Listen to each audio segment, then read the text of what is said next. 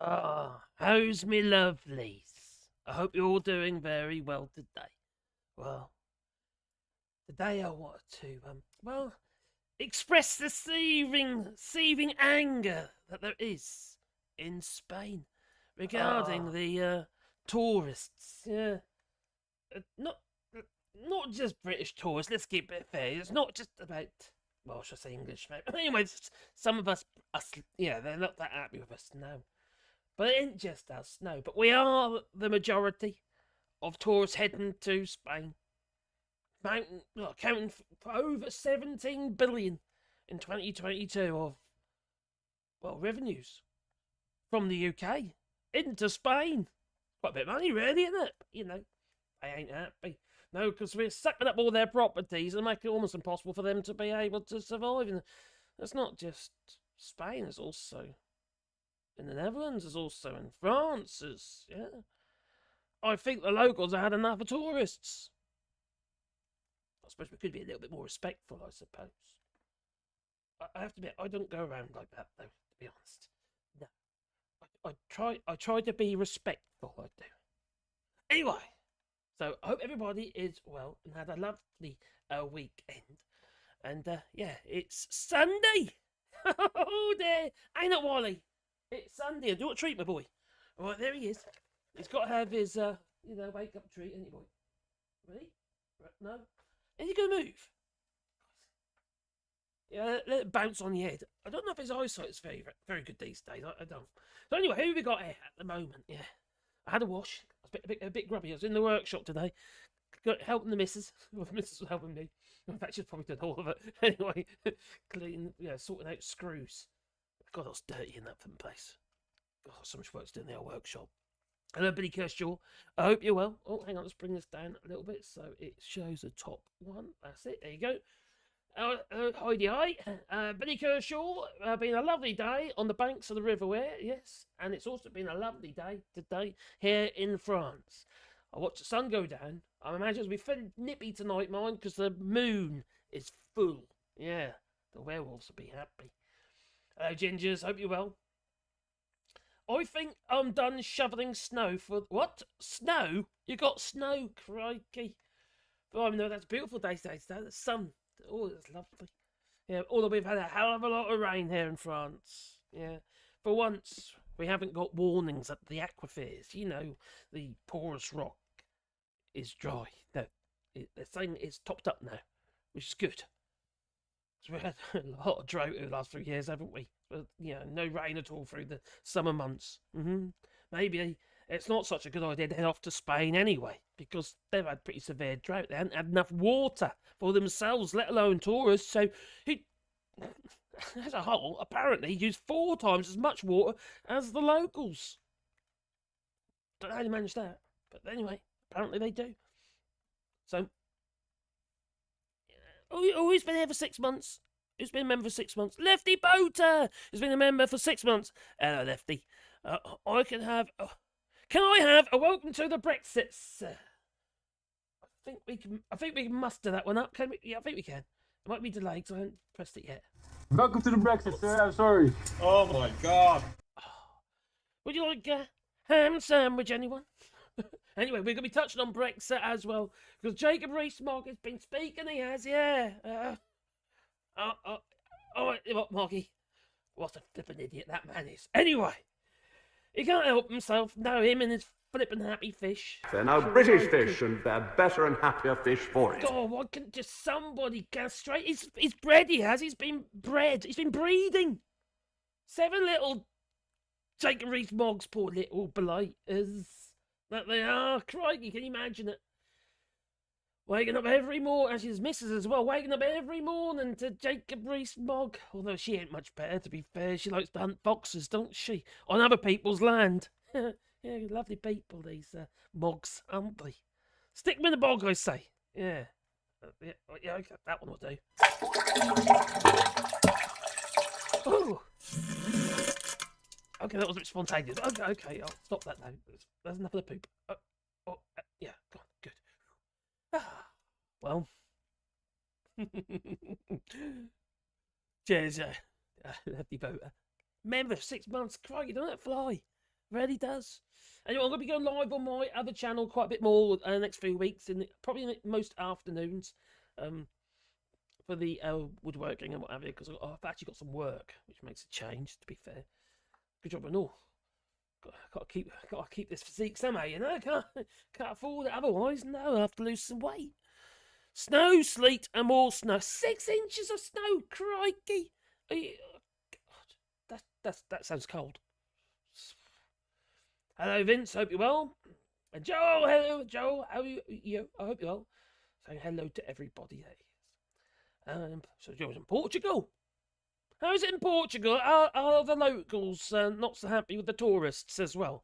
Do they want their country back?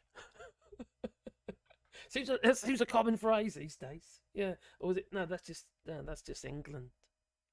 Want our country back? Yeah. Crikey, says Lee Anderson. Oh, God. These people, next thing they'll be moaning about the New England flag on the Nike shirt. It's 100 odd, 30 odd, 50, whatever it is, quid a pop. Haven't we got bigger fish to fry than different colours on the England flag? Besides, I'd like to see something different than the England flag. Okay, supposed to be all patriotic, aren't we? Us Brits and that, we're all patriotic about the England flag. That's your Scot, obviously. Right, But what does it represent these days? For me, it represents gammon, Brexiters, and Lawrence Fox. That's kind of what it does it for me. I don't feel I want to be associated with it anymore. I really don't. It's quite sad, really, isn't it? What it's become. It's no longer this. It's not a statement of decency, is it? No. It's a statement of, I don't know, England thongs. Hemorrhoid tourniquets or something. I don't know. It's just. God, we even get that here in France, Bits all done up to the nines, they are. The bikinis. Yeah. Oh, God, yeah. Anyway, in the Union Jack bikinis. Ain't a good look, No. Crikey. Besides, can you imagine it? A thong as a Union Jack. Or the St. George's flag. It feels a little bit disrespectful, if you ask me. Blimey.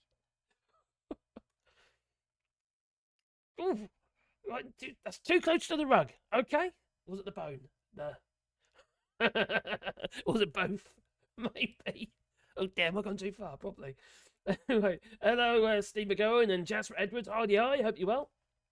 I got your message on Twitter, or the X, whatever it's called these days. Gammon, says Alistair Humcare. Yes, they are.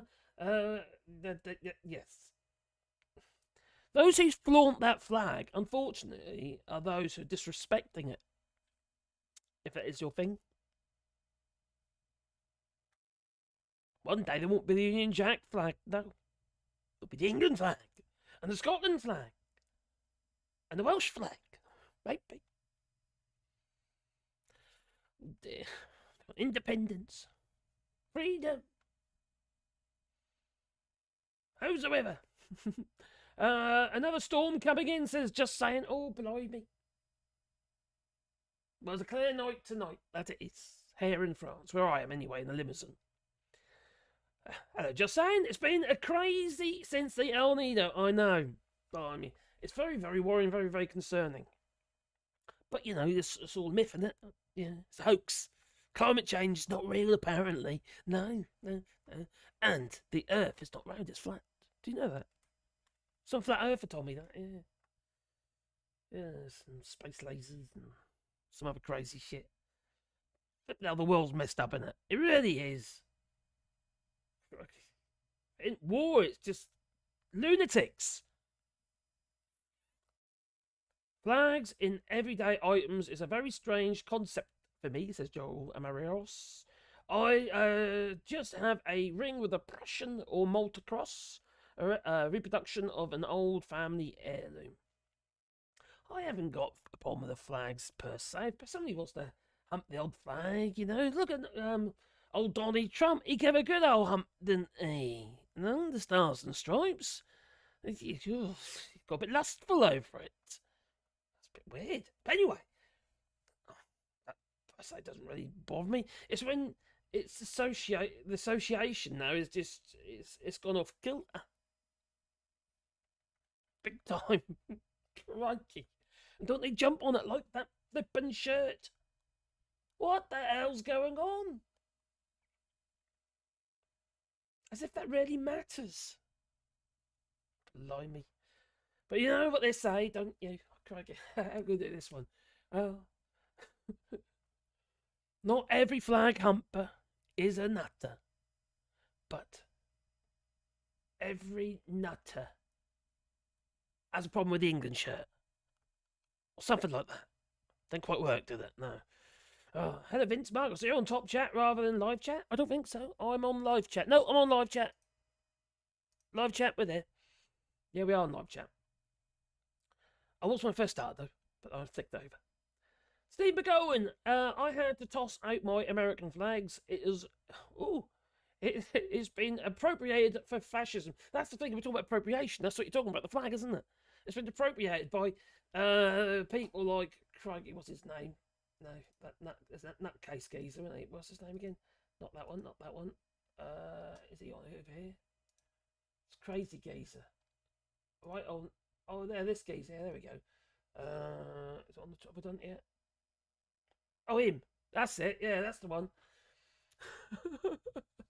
About 10 people turned up for their little protest about the flag. Crikey. Huge massive turnout at far right wing fucking nuggets. I had to say it, sorry. Convention at the Centre Graph today. I think that was yesterday. Still as irrelevant as ever, and Loza Fox, or Loser Fox, turning up. It must have been the final nail in the coffin. Somebody was making a big deal out of his shoes or something. His Nikes. Oh, crikey. Just this flat. Oh. These people. I can't stand that man. I really can't stand that man. Crazy people they are. Now, I'm in live chat, so it should be okay. Oh, this has changed again. It's turned off. I'm a veteran and I don't care. My flag stays up. Oh yeah, fine. It's fine. You're not misappropriating it, are you? That's the difference. These people are they're angry. They're just looking for something to be angry at. It's like angry for angry's sake. They're sad individuals. They need a smile, is what they need to do. They need to be happy. I say to them, why so serious? Yeah, crazies they are. At least there's a decent flag and the members' emojis. Yeah. I wonder what you mean. Let's just bring it over, Bugs. It seems that I'm chopping the text off. Oh. Back over here. Let's bring it back over again. I think that's it. That's better. I think I was chopping letters off. Hello, David Girago. I hope you're well. Great channel, Burton Outdoors. You like it? Oh, I don't know it. What happened? Did they add a turd to the Union Jack? Oh, crikey. No, they just altered the colours about a little bit, and it didn't. It wasn't really even the England flag anyway. That was a big deal. Well, it's not a big deal. It's just stupid. They refused to do anything about it, so that's fine. I just think it's a bit silly. Hello, Top Smoke. I hope you're well. Our Top Smoke. Crikey. Obviously, I feel for Kate Middleton. But you did say something about that a while back, if I remember rightly. I just wish they handled it a bit better. So much speculation, wasn't there? I think we all did it. I'm concerned about T-Point and UK a bit white nationalist in America, Charlie Kirk. Oh, God. Oh, crikey, yeah. Oh, and who's that geezer who wants to be the London mayor now? It looks like the geezer who was in Under Siege. First one. The guy with the big teeth and the blonde hair. What's his name? That American guy. He went all evangelical, didn't he? A bit of a lunatic. He was also in one of the Predator films. I think it was the second one, wasn't it? I think it was yeah. I think it was the second Predator film he was in. Oh, Camping David, you're Camping David, you're kind of Uber. Okay, don't know. Here in Prague, the mayor also flies the Tibetan and Hong Kong flags to the distress of the Chinese Communist Party, the CCP. And some care. And hello, GC. Turing Point, sort of like a roundabout that they can't find the exit for. Simon says, hope you're well. He says hi to everyone in the chat.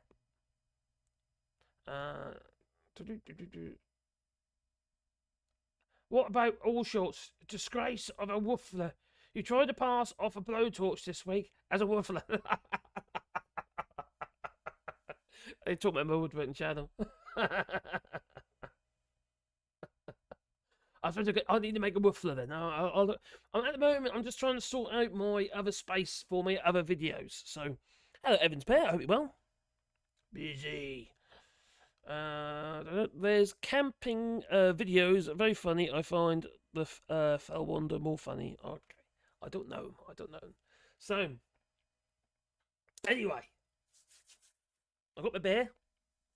It's like a Guinness. It's a stout I got today. 8.6 stout. Which is actually okay. It's a bit like a Beamish. Can you still get Beamish stout? I don't know if can you still get that? That was quite a heavy stout. Remember, Ronnie? So where was I? What was I going to do? I can't remember now. All this talk. Well, the Spaniards. They're retaliating, they are. Now, I've done several videos about the Spaniards in the last few months and years. And they're feeling towards us. I don't be funny, but I don't blame them. I really don't blame them at all. I think it's not everybody, obviously. And it isn't necessarily aimed directly at the British, but because the British are the biggest tourist group in Spain, it's by a large margin. It's clear that we seem to be the biggest problem. And they have actually said we want a better class. If that isn't a direct poke at Brits, we want a better class of tourists, they said. But it's not everybody. It's really not everybody. Unfortunately, there's a huge mess they have to clear up now every time there's a party on or something like that. But they you know, end of the day, if you want the money. But it doesn't mean say we have to be disrespectful, does it? Doesn't mean say we have to behave like louts. And this, the younger generation in many ways, it's the biggest problem with the older generation, I suppose, is all those those expats. Oh, I mean immigrants, which happen not to be tourists anyway. So, where are we? Oh, here we are. Tourists, go home. It's been made quite a big thing of now because a lot of the locals, they're getting kicked out of their homes to make way for tourism. How is that right? Obviously, it pees them off because remember, isn't it? Yeah, a lot of obviously Brits and that. Maybe not so much now because the cost of housing is so high, and that's if you can get a house, and then mortgage rates are high as well now, aren't they? Because interest rates are high. Generally, a home is your castle, so to speak, isn't it? It's your biggest investment. It's the done thing. You buy a house, not necessarily rent in the UK. People used to be able to do that. You used to be able to afford to do that, and obviously now it's very, very difficult to do that. The same thing is sort of happening in Spain. The prices have been pushed up because of tourism, not necessarily because I suppose it's a form of tourism when you've got Londoners buying properties up and say, I'm from Norwich, and then commuting into London because it's cheaper that way. Or they're bringing their families up in Norfolk, for instance, and they have a flat in London as well. Got 2 properties. They stay there during the week while they're at work in the offices and that, and come back on the weekends with the family. They make huge amounts of money. And especially now because the property margins have gone up crazy in Norfolk. You know, whereas property used to be cheap, but now it's not. It's flipping expensive. Norfolk, well, forget about it. It's horrendous, you know. And our old property, for the amount of time we've been there, it's trebled in value. Trebled. I should have kept it. If I could have done, I would have done, I think. What an investment. But then, we need to provide homes. I think we could do it all wrong in the UK anyway. I think we're so set in our ways and been traditionalists and what have you. We're not thinking outside the box how we should be housing people. We should put them in tubes.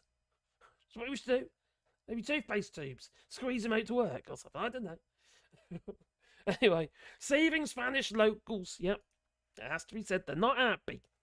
And they're demanding that British tourists, to be fair, isn't just British tourists in general, but I think it is pretty much, it looks like it's aimed at us because we're the biggest group. Go home now, they say. At holiday hotspots, Costa del Sol and Malaga hosts millions of holidaymakers every single year. But now there are tensions among the local community, who are becoming increasingly annoyed about the number of tourists that suddenly Costa del Sol, a favourite holiday hotspot in Spain, has become less welcoming to British tourists. Like I say, we're the biggest group. 17 billion a year. Well, that was just in 2022. Obviously not during the pandemic, because that was much reduced. Well, fed up tourists. Fed up locals. I can't get a word out. I need a drink. I'm always a drink. Crikey. Or tickle. Anyway, yes, fed up locals have snapped. They've had enough. And they're literally telling British visitors to, in colourful language, F off home. F off home. Obviously, I toned it down, okay? It's sensitive, yes. The popular destination attracts millions of visitors yearly, but the arrival of so many tourists is ruffling the feathers amongst the local community. And people's homes across Malaga are being daubed with stickers that reveal their annoyance. Now, messages range from the straightforward, this used to be my home, to the forthright, go F off back. Yeah, I mean, bugger off, basically. It highlights the disgruntlement amongst the residents. But refugees are welcome. The surge in visitors, alongside a rise in short-term rentals, has irked the people of Malaga. Danny Drunko. Danny Drunko. Oh, on that note, well, he owns a popular bar, he does, yeah. Drunkorama. Anyway, he's when he started this sticker campaign.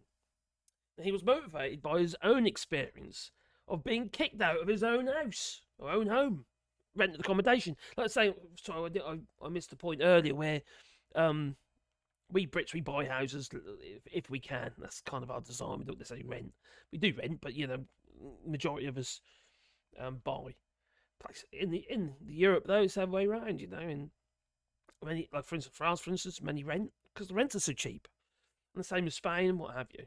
But they're not anymore. You say tourism, especially in holiday hotspots, is pretty much scuppered that.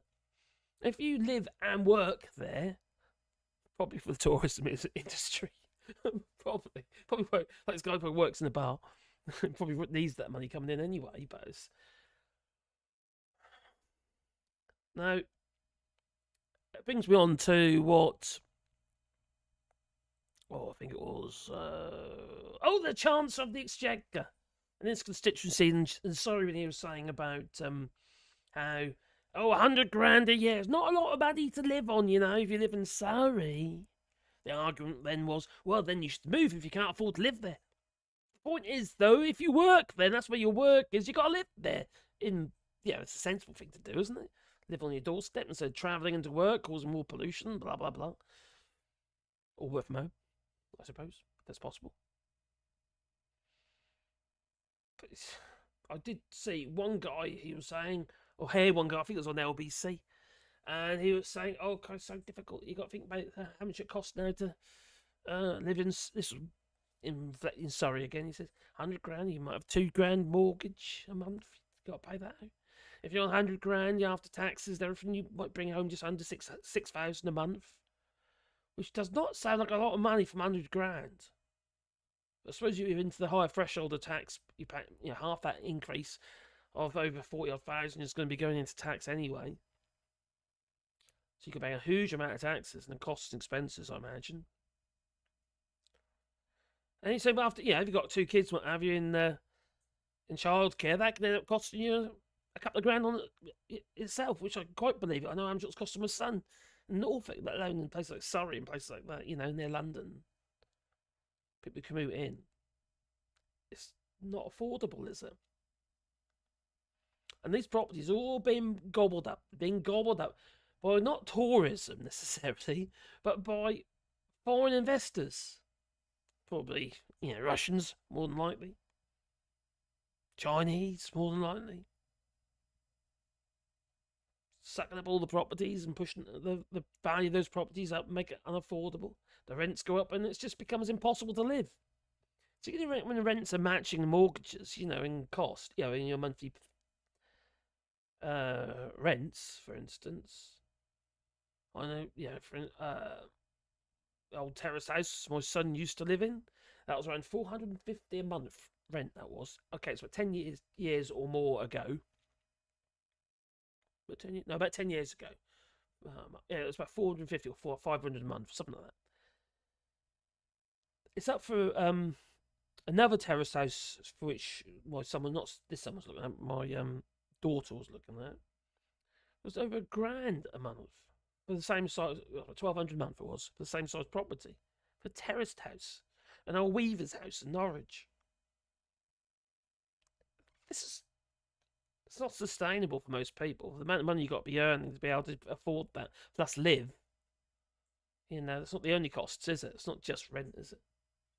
Council tax, for instance.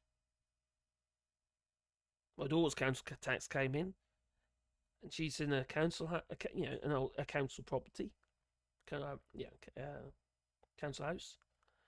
Her flipping rates or council tax. It's over £2,000 a year, just in council tax. I think it's 2,200 it was. That's low band as well, obviously. It's a lot of bloody money to find, and that's in Norwich. How else are people supposed to manage on this? Costs of everything's going up, as well as obviously the councils having to impose higher costs on people. Council tax has obviously gone up considerably.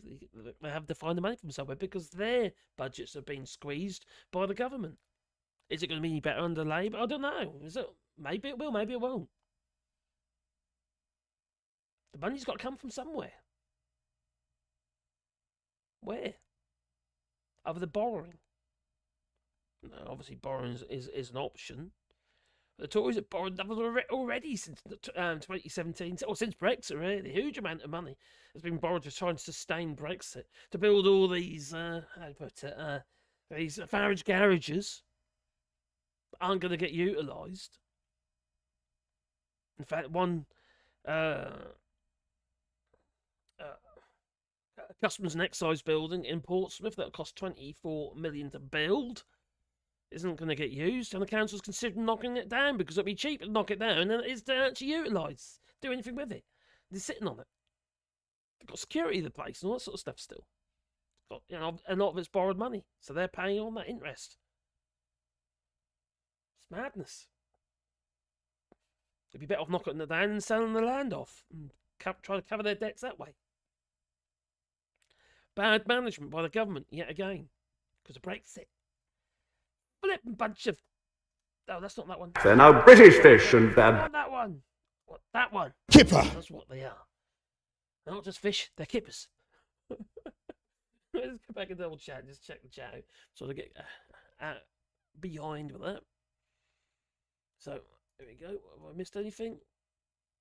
Oh, that's on there. That's good. Cool. Now, the other week, not last week, the week before, I didn't have the super chat button wasn't showing at the bottom. I'm not saying do a super chat. I'm just saying just tell me if it's there because last week I think it was okay last week, but someone mentioned something about the live chat earlier, so I don't know if it is actually if there's a problem again. I can't really look at it at the moment. It's awkward. Anyway, time to walk and feed my dog. We did that earlier, you know. We fed the dog. How do you walk in all that snow? Blimey. So what we got here? Well, there's a better way of doing that.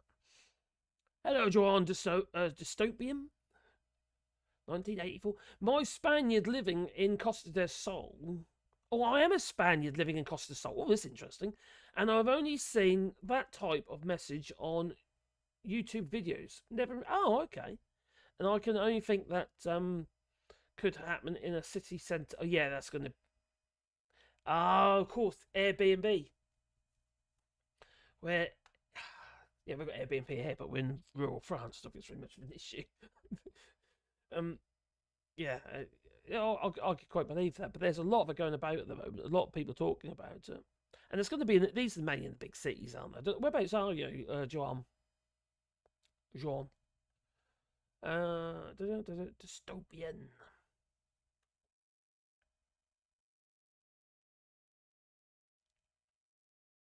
I had a dream about a broad redhead last night. Oh, did you? Okay. I'm going to bed early, just see if she's still there. Okay, you do that, Top Smoke. There are probably people that own homes that rent them out to tourists, and that who own homes that rent them out to tourists, and that they are a nuisance. Yeah. Where else? Barcelona, in Catalonia, there's a lot of issues regarding. I know a few years back, I can remember them protesting when the cruise ships were coming in, banners and stuff like that. Similar sort of reasons. The youngsters want to be able to buy a home, and the values of these properties have gone through the roof. Now, you could sort of say the same here in France. The properties here used to be ridiculously cheap where I am.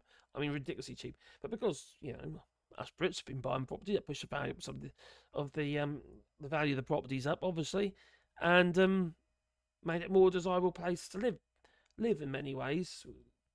We've got more it's more supermarkets, more this, more that, and it's made life a lot easier. And I have had this conversation with she's gone now. She died. She was over 100 years old. And I think I mentioned this before. Actually, you asked her how she felt about the Brits here, and she said she likes the British hair because it would be dead in her, in the hamlet, in a place called La Pomerudi. It's not my hamlet, it's a few hamlets long. And she said there would be nobody here. It would just be me. So for her, that was a good thing.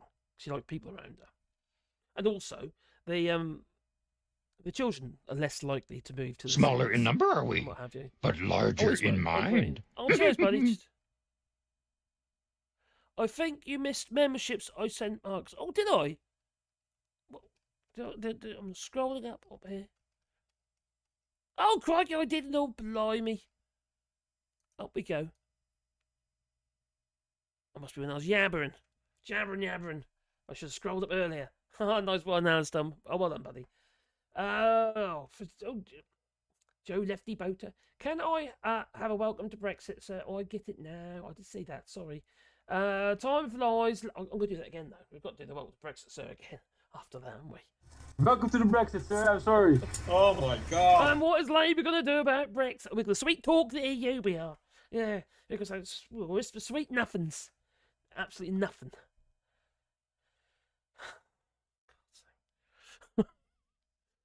Time flies. Love the Wi-Fi live today. Oh, cheers, buddy. Cheers, Alistair.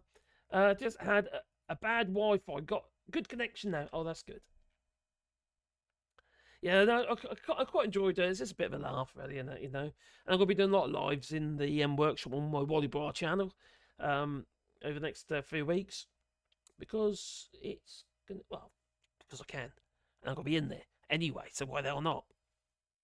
Just trying to get things organised at the moment because I'm going to be taken over by wood. I've bought the first lot of wood. We've got it all undercover outside and in the shelter. So I got that, and then we're going to be bashing out a load of shutters and doors and stuff like that, and louver shutters. They're more complicated. They're all got to be jigged up. They have yeah, louvers, traditional louvers. So not the American style, where the louvers cut. They're through, basically the louvers end up they're through louvers, so they go right from front to back. So it's all flush. Oh, cheers, Aston. Much appreciated. So, Outbridge was gifted a membership by Aston Care. 91 Leeds, Matt, Vicky Clee, Ginger Giraffe, Joe. Oh, I've gone too far now. And, oh,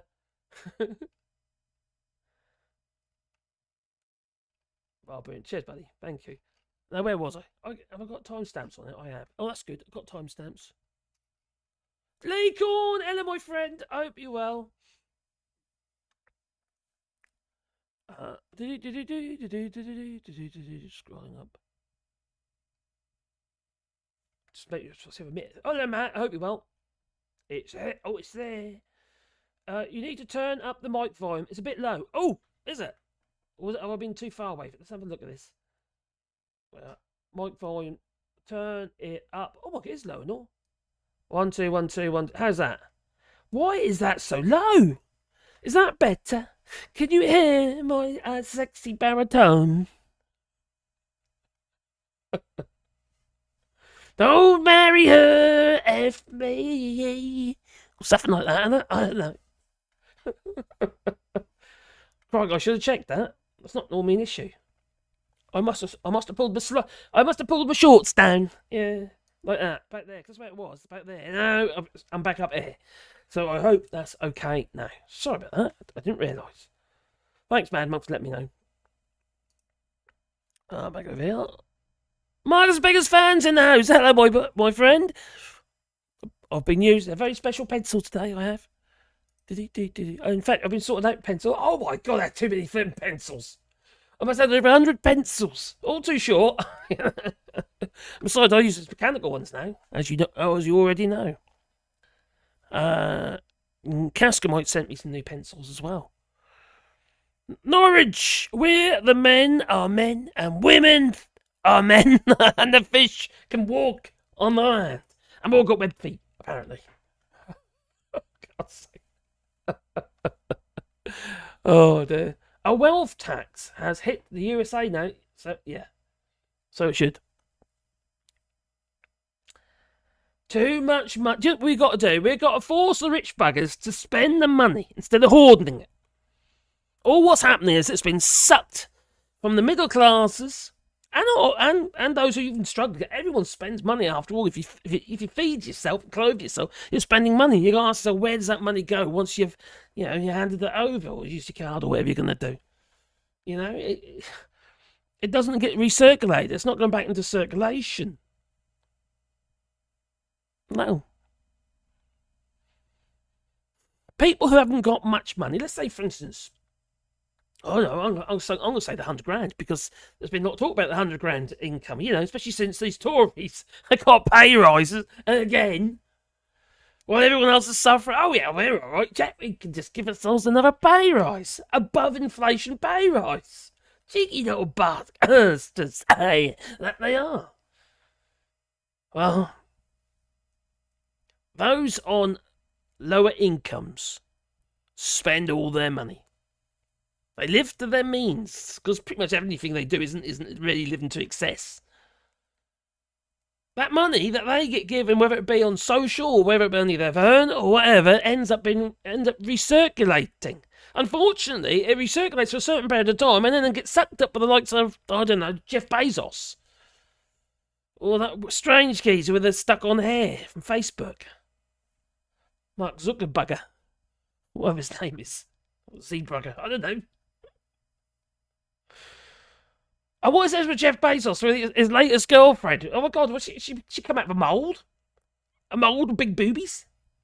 That's what it looks like to me, alright? If you stuck Jeff Bezos, if canoodling together, getting all close and personal and all that. Be like that film with Arnie Schwarzenegger. Total Recall, when they go into the bar and there's a little short woman with 3 boobies. That's what they look like. Like they do. Telling you. That's how it is. That's why I love that film. not the newer version. I'm talking the Schwarzenegger version, where he pulls the golf ball out of his nose that's glowing.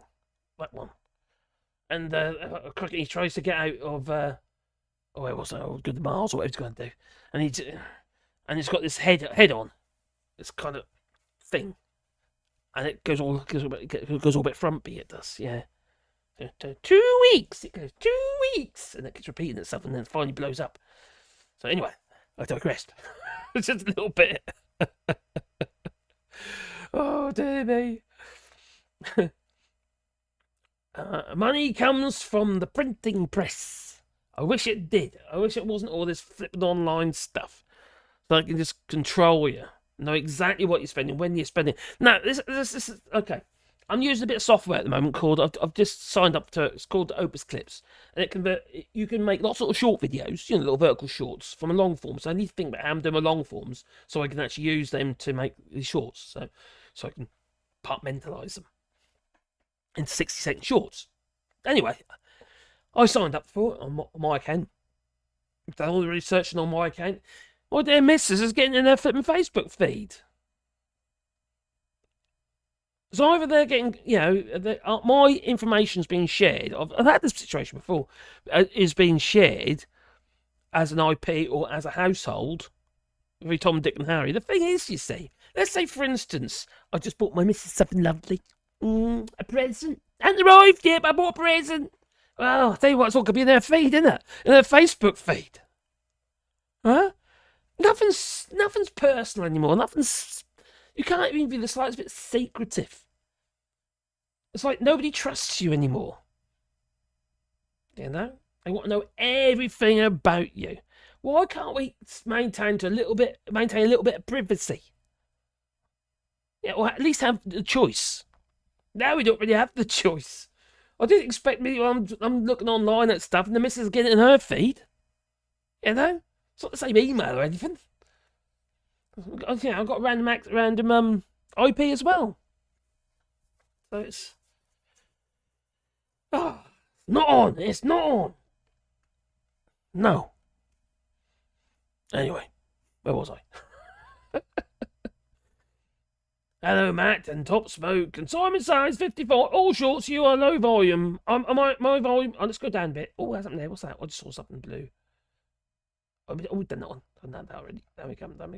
So, has anyone said the microphone volume's okay there? Marks, you still have a video. You still have that video in which Nigel showed how sexy he danced. I don't know. Why on earth would I keep that video? A Nigel Farage being all too sexy. I wouldn't do that, would I? No. It's too grotesque, and I would not. I would not do that to decent folk like yourself. No. Why would I do that? Well, I might do something like, I don't know, argument's sake, have a little bit of. That maybe. Is a disgrace. But it would be a disgrace, wouldn't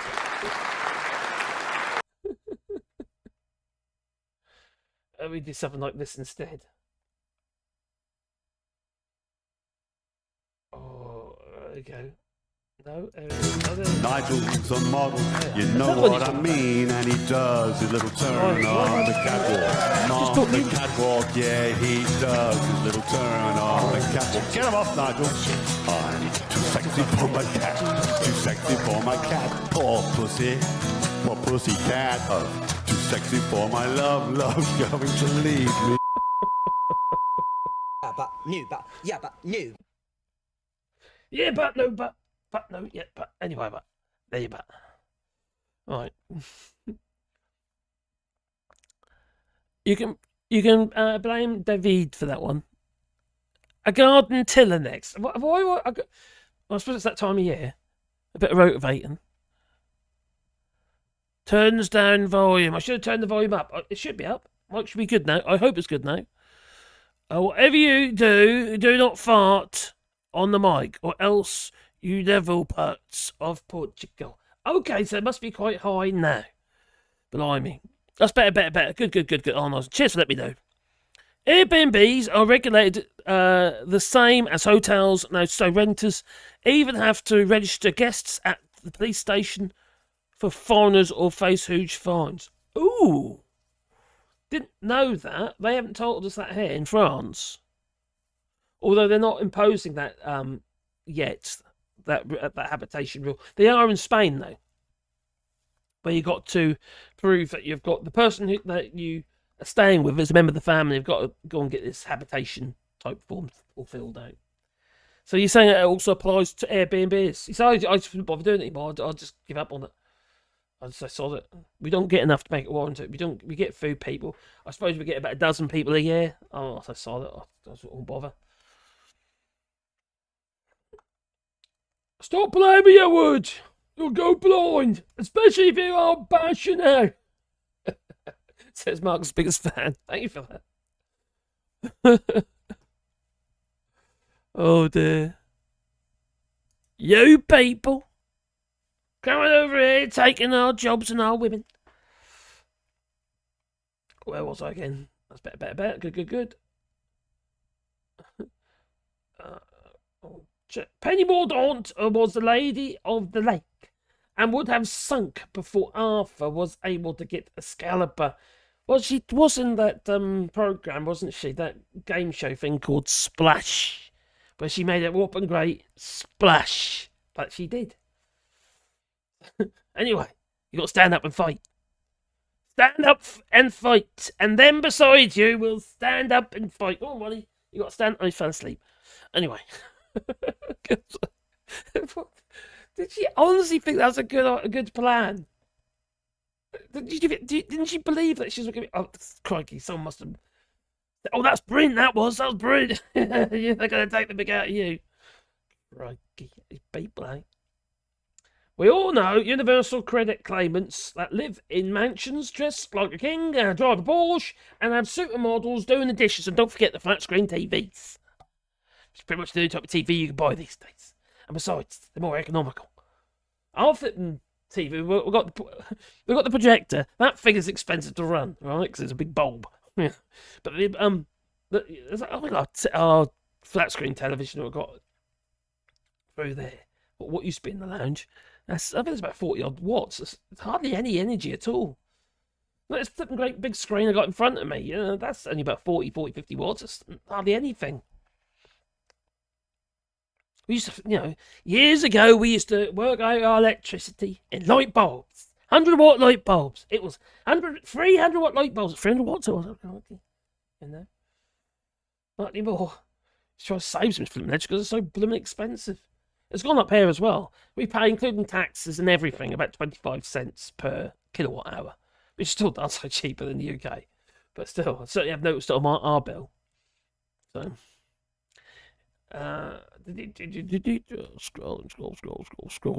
scrolling. There we go. There we are. Oh, and Sky. Here they register in the city halls and need permission to do it. Here in France, what you're supposed to do, they're not enforcing it yet, so it's not happening yet. Is you can do it at the city hall or the police station. Gendarmerie.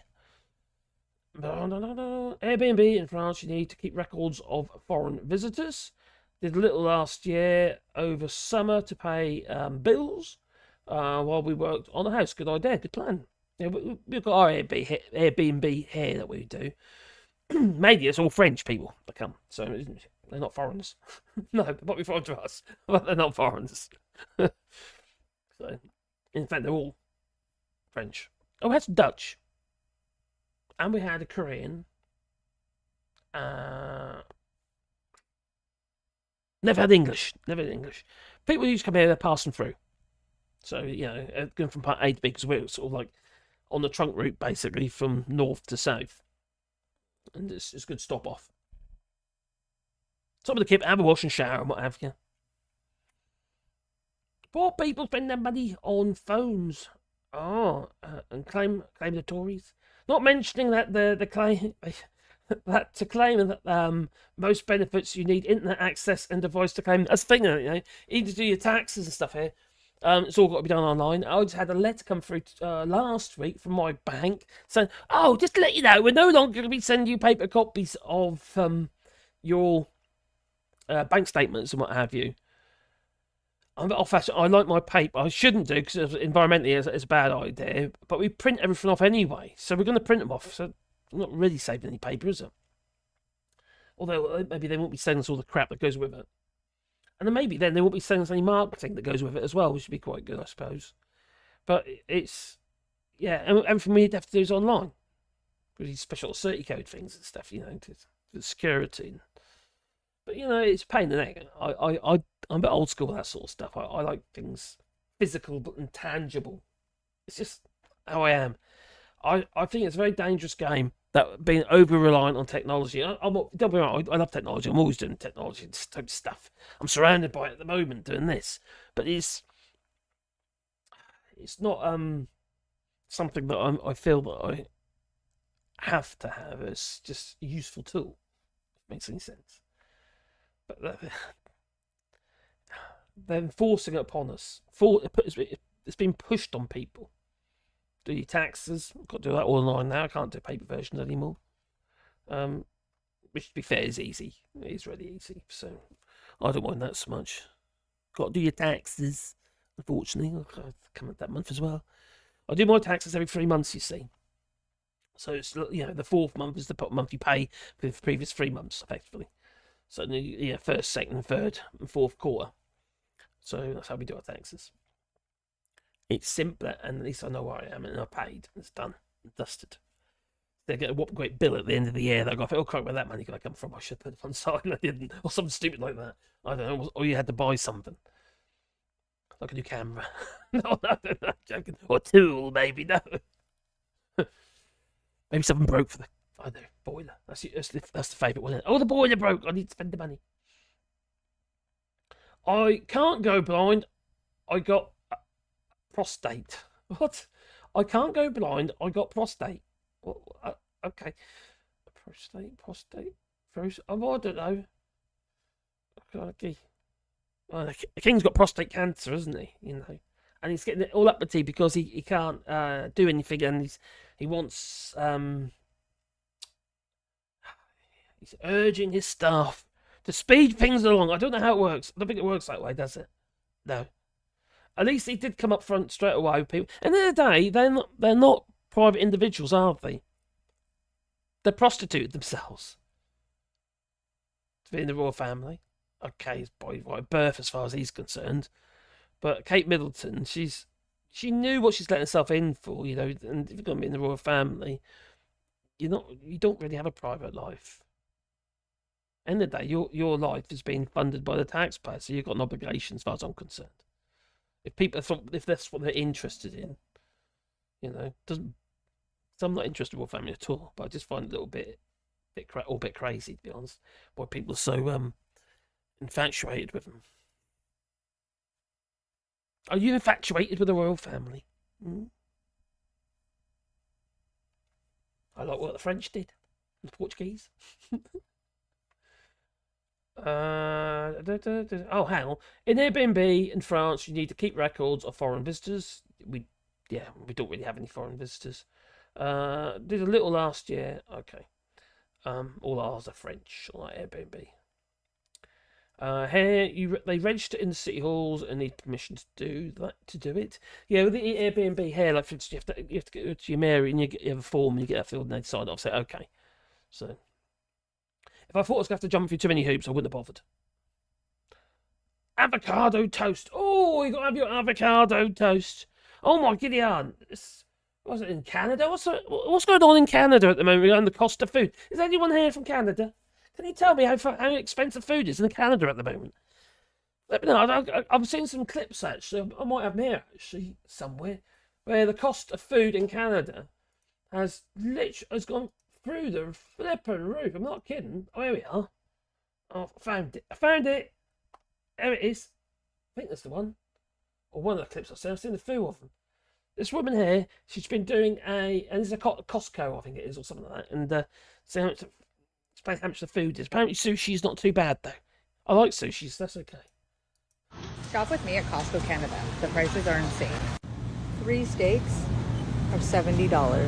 What? A strip loin roast, $182. 182? Prime rib roast, $169. 169? Prime rib roast, $169. What? Okay, now this is amazing. Sushi at Costco. How did I have no idea? Totally reasonable price too. Okay, back to overpriced food. $11.99. Thing of grapes. 5 avocados, $8.99. This was $450. I believe I got like... How much are those avocados again? $8.99 for avocados. For 5 avocados. Blimey. This was $450. I believe I got like 10 items. Outrageous. That's nuts. Are the Canadians, are they rich? Blimey.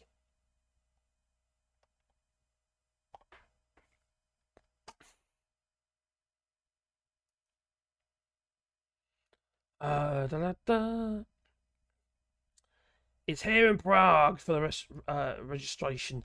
Everything's become more difficult, and if you got to make the landlords or those who are renting out the homes for holiday jump through hoops, a lot of people won't bother.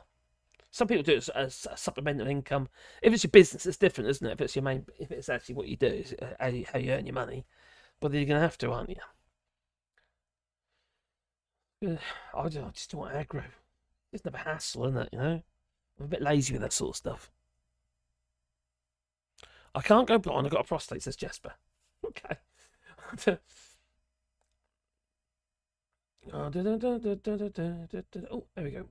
Yeah. Mainly French here too, says Derek McCall regarding his Airbnb. You know, and also mainly one-night stays. Same here. We normally get 1 night, maybe 2 night stays. See, where we are in France, there's a place called Cusack, and there's a motocross track. And we get people come for the motocross for the weekend, and we quite often get people coming for that. So, whether it be quad bikes or motorbikes and stuff like that. So, they come back all covered in mud. So, they block our sinks up. They block the shower or something stupid. Nah, they're usually pretty good, to be honest. I have to admit, everyone we've had, and they've all been, like I say, mainly been French, they've all been so nice and so respectful. So I'm quite happy, really. But like I say, if I find I'm going to have to jump through hoops and what have you, and it's going to stress me out, I'm going to stop doing it.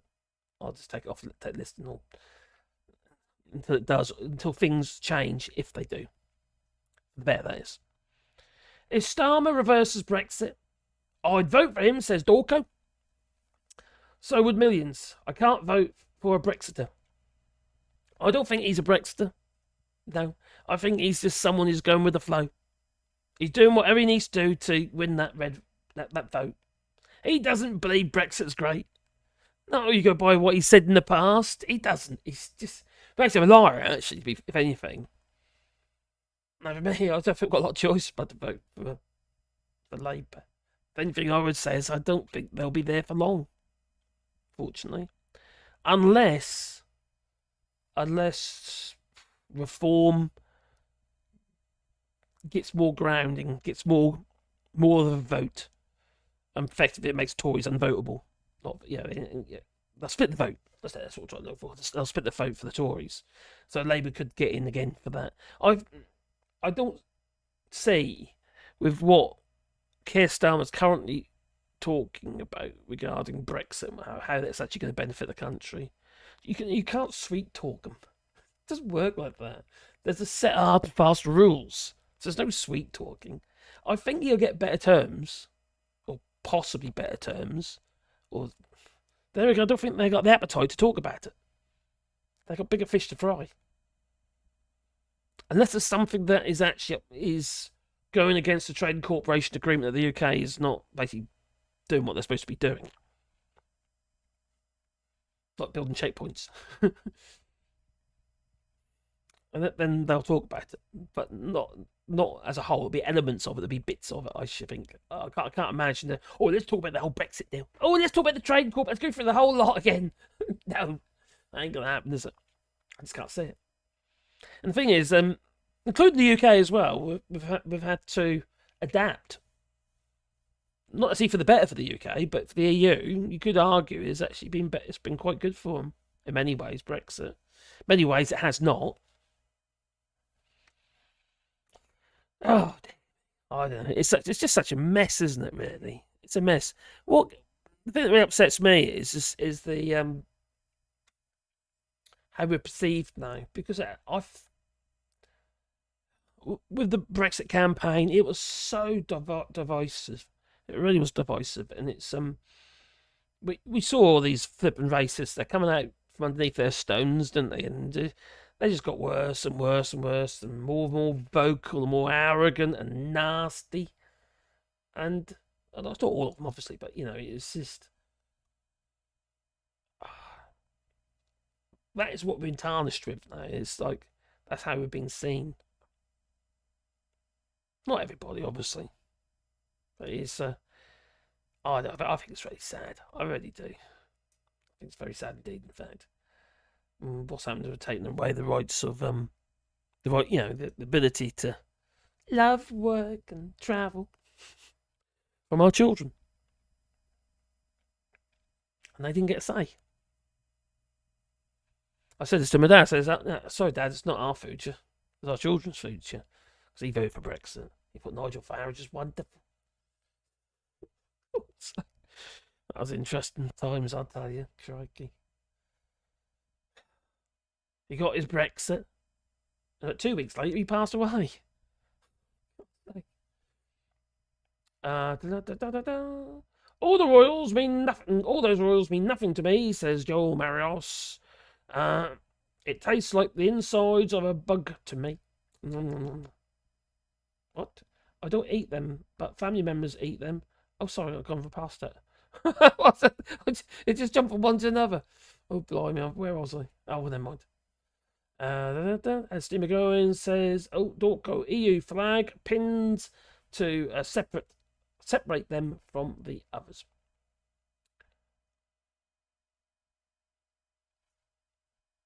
Oh, yeah, what's the libel? Are you saying Labour's liars? I think they're trying to. I think they're trying to butter both sides of the same piece of bread. That's what I think they're trying to do. It don't work. It's a bit messy. And that means you've got no clear, decisive message. We don't know what are you Brexiters? Are you Remainers? Are you this? Are you that? What do you stand for? Makes it hard. But saying that, it still looks a downside better than what we're getting with the Tories. Whatever way you look at it. So some people say you battle for the devil, No, I don't think not in this case. No. We need a fresh start, really. A fresh start. We need somebody new.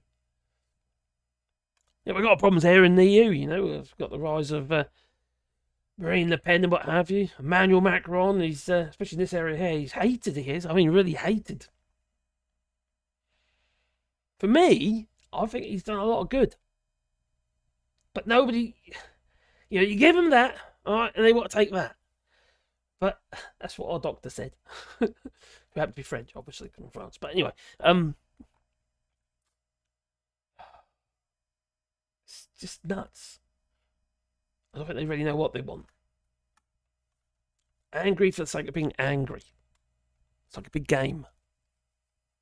I think the same thing's happened in the UK with all these right-wing nut jobs. Idealisms and that, without any nuance. For them, it's just like, yes, like in or out. I like avocado or salads. It's a healthy fat as well. Makes me feel good about the fact that I'm fat. Because I've eaten avocado. There we go. Oh, crikey. So $1 Canadian equals 0.68 euros. Still expensive, isn't it? You know? Don't you have all these mega farms over there? The chat is sounding like Brits arriving at the airport in the EU. Oh, there. The world still wants Scottish whisky, oil, energy, and tourism. They don't want the rust buckets they make in Birmingham. What about Dagenham dustbins? Do they want them? How much does a pound mean in the euro? Oh, crikey, it's at 116 at the moment. Or has it gone down? I actually haven't looked for a while. What is the euro to the pound then?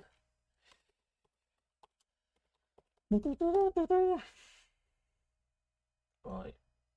It's 86 centimes to the... let's go the other way around. Yeah. Can I reverse that? Yeah, 86 centimes to the... a euro is worth 86 pence, sorry. Oh, isn't that great at the moment, is it? That's it the other way around. 117, which is what it was when I bought my house here in France. It was 117. 144 or something at one point. Was that some crazy amount? Just before Brexit. The chat. There we go. There we go. One Canadian is... What's JRM? Goodly evenings, everyone. Hello, Sir Larry the Cat. I hope you've been fed well. How much does the pound mean in euro? 117. €1.17 to the pound. The Royals are bigger liars than the Labour Party, but only just.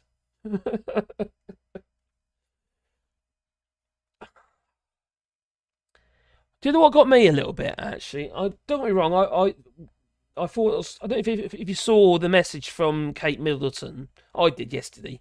And I have to admit, that was heartfelt and what have you, and she's clearly under a hell of a lot of stress and concern, and very worried. And it must have been a very difficult thing to do, to record that message. I can imagine me doing it. But a few days before, there was videos going about saying, "Oh, there's Kate Middleton at the farm shop in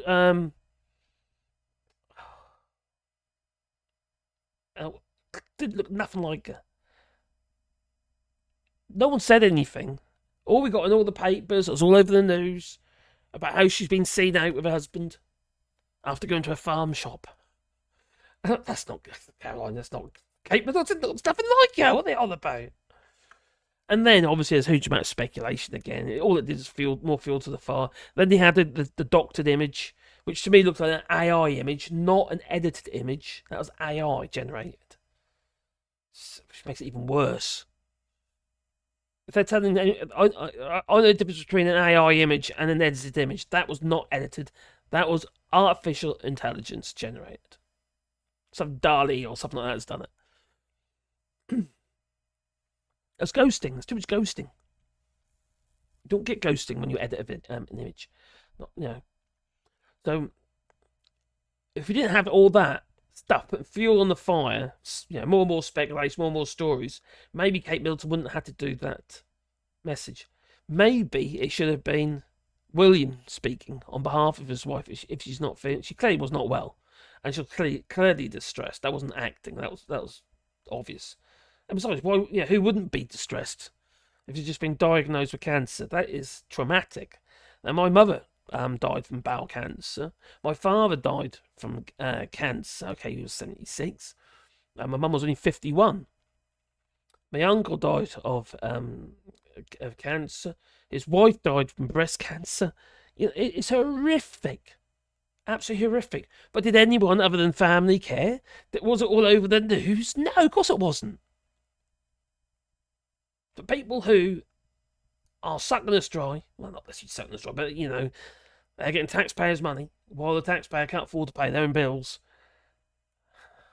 And everyone just care a little bit too much. We're a republic is what we need. and a constitution. Revoke the Second Amendment. Oh dear. I don't know. I think the world's gone absolutely flipping crazy. It's gone bonkers. Anyway, I was supposed to go back into my thing, didn't I? But the Spaniards. Got to do with the Spaniards. Blimey. I'll make this a little bit bigger. I can't even see it now. It's gone too small. There we are. I'll get a bit bigger. There you go. Over there. Back over there. There we go. Back into it again. Have I gone too far down again? What's that? What's the timestamp saying? Oh. There we go. Back down we go. Right.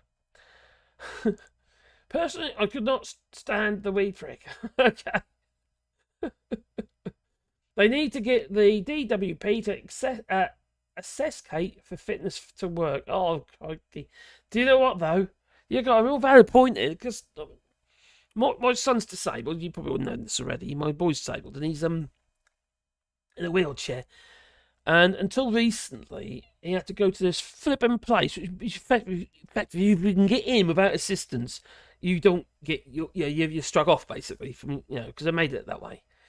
If you open these doors and knobs on, you better get in. Oh, if you get up these stairs and get in on your own, well then, quite frankly, you can clearly go to work. The problem with disabilities, no two disabilities are the same, are they? My son's got torsion dystonia, which is, it's basically you've got generalised muscle spasms. It's not going to change. It's not going to get better. But it's But you get some people, they can only work for short periods of time. My old neighbour in Smaller in number, are we? But larger in mind. Be yourself, man. Super chat. Cheers, buddy. Oh, crikey, are you? I'm finally leaving the UK for Portugal. The UK is a mess right now. That is unfortunate. It's quite sad, I think. I love your channel. Have a beer with me. Oh, cheers, my friend. Much appreciated. That it is. Yay. Regan, oh, crikey. Hello, Regan. I hope you're well. As well. Cheers for that. Be yourself, man. Be yourself, man. That's all I am. I don't know how to be any other way. I'm an idiot. Oh, crikey. Acting's not my strong point, I'll tell you. Blimey. And one thing I can't stand is lying. I've said this a million times, I know, but I just... it grates on me so much now. I've become like a ladar. When people are lying to me, I go, oh, there we go again. What are the 6 vodkas? Yeah, you know what I mean. Hello, Regan. Hope you're well. How are you doing, all short buddy? Hope you're well. Yes, I'm okay. I've just been a bit kind of had put it. I don't know if I'm coming or going at the moment. I'm just kind of all over the place. I've got a job coming, which I have to do in the workshop, so I'm going to incorporate that within my Wally Bar channel. I'm trying to deal with obviously this channel as well. Sometimes I find this channel, I really enjoy doing it, and other times I struggle with it. I'll be absolutely honest with it. It's not always easy. Because sometimes you get good views and stuff, and sometimes the story's a little bit depressing. And when you're constant, Regan knows this, because by the way, Regan Elite has also got a channel himself, and it's growing nicely, sir. That it is. He's getting there. That he is. But he's putting everything into it, because he's only just started. He's a newbie. You wait. You wait. When you realise, oh, crikey. I have to admit, it's probably because I've been a bit naughty boy too many times. I had to be strikes. Been naughty. Yeah. Oh, who's leaving the UK? Well, be yourself, man. Is leaving the UK, not for Spain. No, for the Portugal. So maybe you'll bump into Joel. Yeah, I'm good. I haven't checked it. You see, I don't do much on the way of social media. I don't do too much on X anymore. Occasionally I might have a bit of a fit on there and make a few sarcastic comments, but I'm not constantly on there. I don't go on to Discord very often.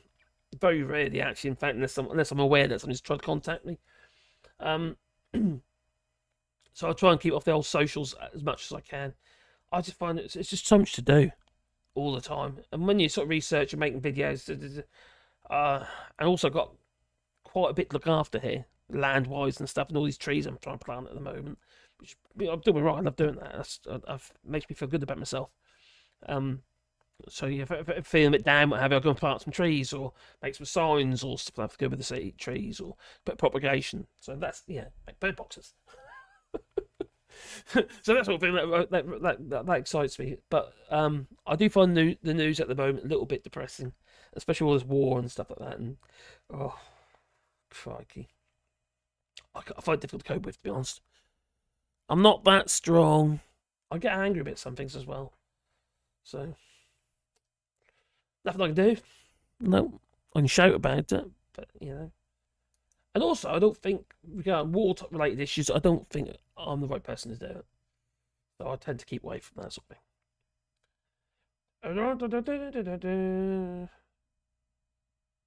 Oh, God. Hot smoke. You're soft already, are you? You know. I've seen Kate carrying heavy bags outside the farm shop. Well, that was that video clip, which clearly wasn't Kate.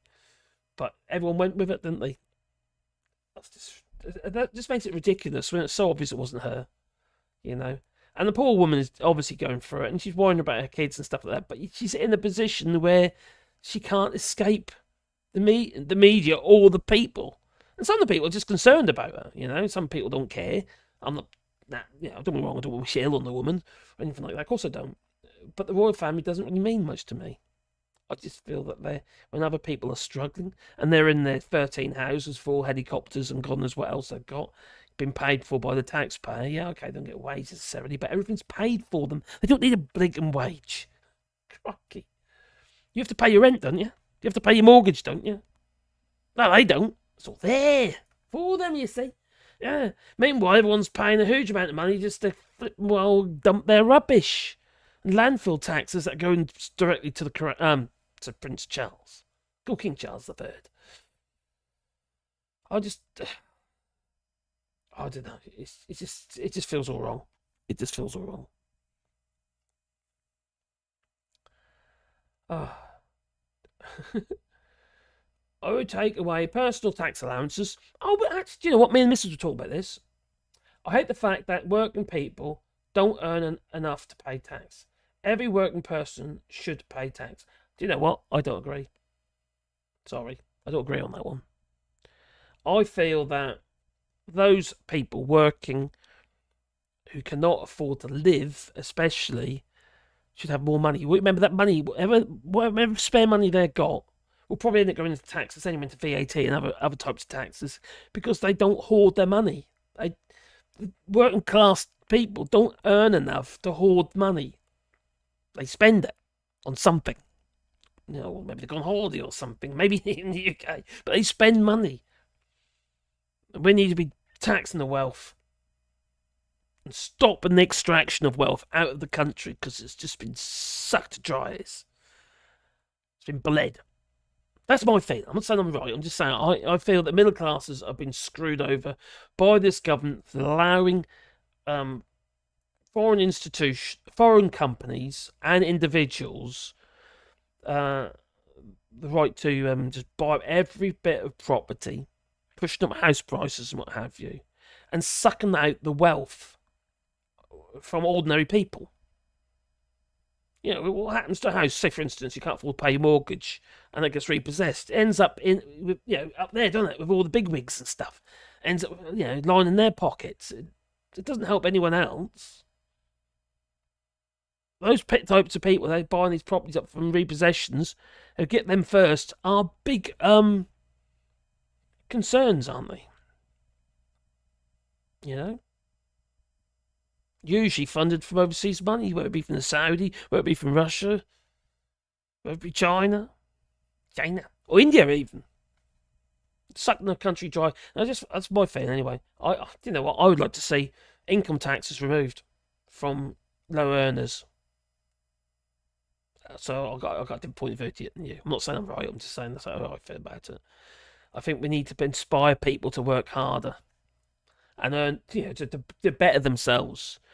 For instance, if you like the thresholds and stuff like that regarding, I don't know what would the limit have to be. Sting those with loads of money.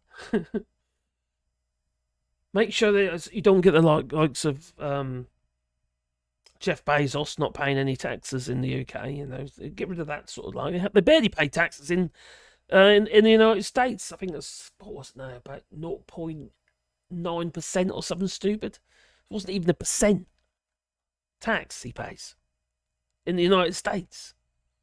It's just all clever accounting. It's just wrong. It's just wrong. You know, people who don't have a lot of money, their money will end up in taxation anyway because they'll spend it. That's my feeling. Did I overdo that? Did I go on about that? Oh, Christy. Well said. Esther McVeigh claims expenses to rent a flat while her husband lets out the nearby home. Oh, God. Oh. Yep. And it's all on expenses. Anyone bought a duck house recently? Huh? Poor families are riddled, not just for cancer, but yeah, riddled. What are they riddled with? Worms? They might be riddled with worms. I would be a bit surprised. Did not these in India? They draw the worms out. They get a bucket of milk. Sit on the bucket of milk, a sacred milk. You know, you've got to sit on the bucket of milk and draws the worms out because look, worms are attracted to lactose. It's got to be cow's milk. Goat's milk won't do. If anyone comes to Spain, let me know, and I'll be all open arms. You know, that'll be pretty cool. Might go to Spain. I'll drive there one day. Let's get the camper back on the flipping road. Crikey, do you know what? We'll just back there to put for the CT, the camper, and what have you. And then the battery, find the battery's dead. Flip, and I got 120, 130 odd quid for the battery for the engine. And then, and had the fuel pump stuck because we're sitting about for too flipping long. It's one thing after another. Will I ever get on the road? Oh dear. Hopefully the whole. Oh, there we go. Done already. Festa McDonut and her dodgy old man claiming $2,700 per month for their London flat. That's Esther McVeigh. Oh, crikey. That's a lot. It's ludicrous, isn't it? It's absolutely ludicrous. And anyone found a policy of Labour's that is different from those of the Tories yet? I haven't even looked, to be honest. I'm so disheartened with it all. I've lost interest in a lot of it because there's nothing I can do about it. I've tried shouting from the rooftops enough, and nothing's going to happen, is it? No one will listen to me anyway. So there you go. There's just been incentives in workplaces, and now they're just a deterrence.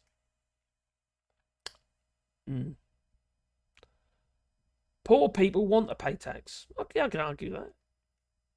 Yeah. Maybe they do. Maybe they can do it voluntary then. I don't know. But you shouldn't have to. Have your money taken away from you when you can barely pay your bills. I just feel it's a little bit wrong. Wealth distribution, says Larry the Cat. I'm with you, Mark. It's time for some wealth distribution. The rich have been sucking the life out of the UK for far too long. And it doesn't help when... I know I've mentioned this before when... David Cameron. Lord Cameron. Or Lordy. Anyway, Lord Cameron, after he gave up his pig, and... anyway, he in his defence, he got rid of asset holding companies. I mentioned this so many times before. Asset holding companies, which is basically a company which anyone can have. Okay, I can set up an asset holding company in the UK, and I could say to that, okay, in that asset holding company, I'm going to buy some assets and hold them in that asset holding company, whether it be land, property, companies, anything. All right. But if I sold those companies, land, assets, what have you, I would have to pay taxes on it. All right, fair dues. I'd expect to because it's a profit. All right, if I made money, yeah. Obviously, if it's just an expense made of money and there's the cost of buying outweighs any the sale, then if it was sold for the same amount and then got all the costs involved and stuff, well, then I haven't made any money, so I wouldn't pay any tax on that anyway. But if I made a profit, I'd pay tax. But if I'm a foreigner, if I'm a Pensky Russian, a Rusky, and I bought that property, and then I sold that property with my asset holding company, I ain't got to pay any tax. It's ring fenced for foreigners. How is that right? It's ring fenced. I don't have to pay any tax on this. Basically, they can suck the asset value out of the United Kingdom abroad. We're not talking about small amounts of money here. What do you think all these, I don't know, London, where you getting London grad and stuff? Because they can. And they know they're going to make huge amounts of money. Get that? And as a foreigner, they're not paying any taxes on it. And that's right. No. Cameron got rid of it. But who brought it back in? Oh, there's a date. Oh, there's a date that springs to mind. Was it 2019, was it? When all the numpties, they put the cross in the wrong box yet again, and they voted in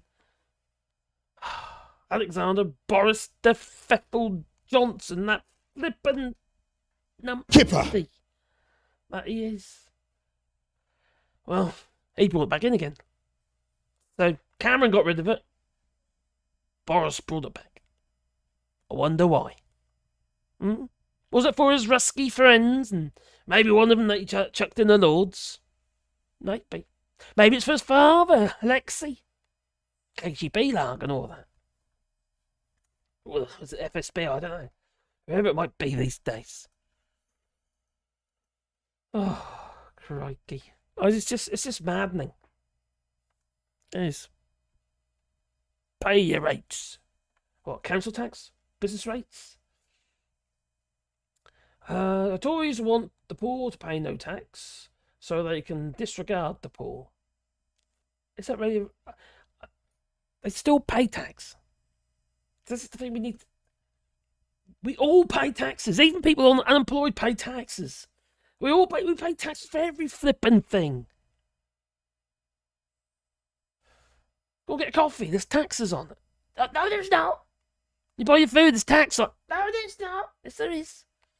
How do you think they got out flipping food to the supermarket shelves? It's been called logistics. They pay taxes. VAT was charged.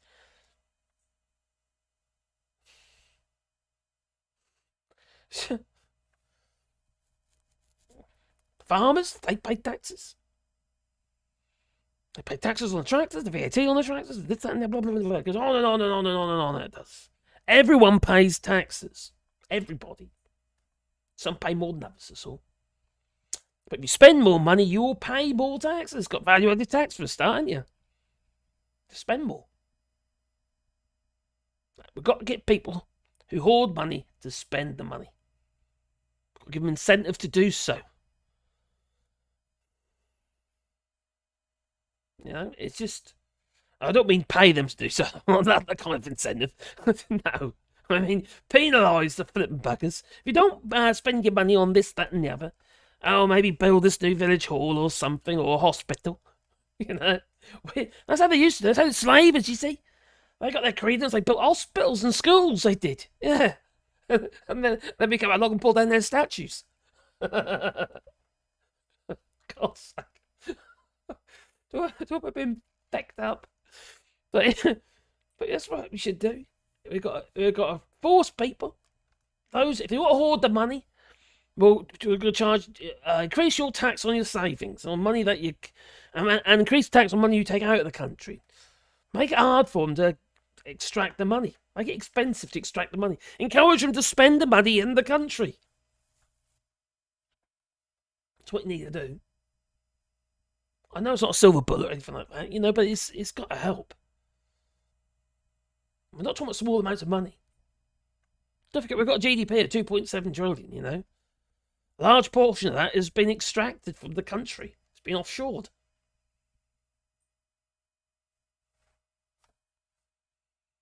It's not rocket science, is it? Or is it? The nation needs tax. I'm not saying it doesn't need tax. Tax the flipping buggers, though. Tax those who are flipping screwing us over. Of course you need tax. You need to fund things. But I don't see why it should always be those who can barely make ends meet from their disposable income, from their wages and stuff like that. It's directly out of the wages. Don't forget those, like I said, those people will be paying tax anyway. People live to the means. You know, if you say, I don't know, let's say for instance you live to the bone, you only get 20 grand a year or something, and you're pretty much to the bone on that. And you got no spare money. If you had 25 grand or 30 grand, I pretty much guarantee you'll probably spend it all. Because you can. but you'll spend that, and that'll be you'll be spending at least 17.5% on VAT on when you're buying stuff. So money's still going to go back into the coffers. Help those at the bottom of the ladder to get their foot on the ladder, and maybe then they can afford to buy a house or even afford to rent somewhere. As it stands, it's just ridiculous. It doesn't make any sense to me whatsoever. And as a businessman myself, okay, not so much that these days, mind, but you know, I've had several limited companies, what have you, and I did all right, you know. It wasn't easy, but I understand you need incentive to do well. You need something that incentivises you. Penalisation never works. It's like what we've got in the UK at the moment. Well, actually here as well in France. If you're naughty, you know, you're going to get penalised. You'll get a fine. You'll get a fine. You get a ticket or something for being a little bit naughty. Why don't we encourage people? Maybe incentivising them to be good, not to be naughty. You know. I don't know how you do it, but you know, don't ask me that question. Leave that for the other buckets. But you know, I don't know. I just feel it's a little bit sad. I think it's sad. We live in a really. What's the word I'm looking for? Oh, I'll move on because I can't think of the word now. What's come out of my brain? Oh, my brain, my fibromyalgia. It's my muscle. Pay your rates. We should be proud that we pay tax. Yes, but the thing is, mate, where's it going? Are you proud where it's going? Are you proud how it's spent? So much money's wasted. Even, yeah, included within the NHS. Suck dry it is. What we need is a reset. PPI hospitals, and that's related, you know, for instance, our local hospital, I mentioned this before, regarding the University Hospital in Norwich. It's PFI hospital. It was built when Labour was in power. They brought, you know, the PFI was probably funded incentives or something to do, but whatever it stands for. And that hospital, it costs an absolute fortune. Everything regarding procurement, all is just paying over the odds. The beds, everything's rented. It becomes just a cost. Everything's a cost. Doesn't make any sense. And companies who benefit, well, overseas companies like Servco. You know? So it's the same old thing again. Our tax dollar, our tax pounds, all end up abroad. In somebody else's pocket. And because we can't be bothered to flip and bowl, do what we need to do regarding the electric. You know, half the flipping electric we produced up in Scotland with the, you know, all the Scottish are producing, up in Scotland with the wind turbines, it's costing £1 billion a year just to turn the flipping things off because we don't have the infrastructure to use the electric. So what do? We go and buy the electric from France, offshoring more money. But you see the madness in all this? It doesn't make any sense. We should be investing to make the country sustainable, whether it be food production, whether it be electricity or power and all that sort of stuff, power distribution. Doesn't make any flippin' logical sense. I'll tell you who it makes sense for is those who are making shit loads of flippin' money. I'm sure it's not you. I know it's not me. Okay, you get some smaller shareholders and stuff like that, and obviously got some pension schemes as well that owns all this stuff. But then you've got a huge amount of the shares owned by offshore companies again, or individuals. That money just disappears again. You're not trying to water companies had 70-odd billion ever since it's been privatised. You're not trying to tell me all that money stayed in the UK, are you? No, it's gone abroad. It's just been... How do you increase a country's wealth if you're sending all the money abroad? I know you got to do a certain amount. I get that. But we need to squeeze it down and make it a little bit harder. You know? End of the day, we have to spend money abroad because we want to buy stuff from abroad in some cases because maybe we don't build it. I don't think we build Ferraris in the UK in case you want a Ferrari or something. No, okay, maybe not Ferraris. But there you go. Oh, I don't know. I find the whole thing a little crazy. I got away from tourism, didn't I? But there you go. Never mind. Prediction: Labour will win the general election, yeah. But folks will discover they are no different from to the Tories. I don't buy that. They're definitely different from the Tories. I don't buy that. I don't have faith in them, but I don't think they're any different from the Tories. These Tories are just like, they're on another level.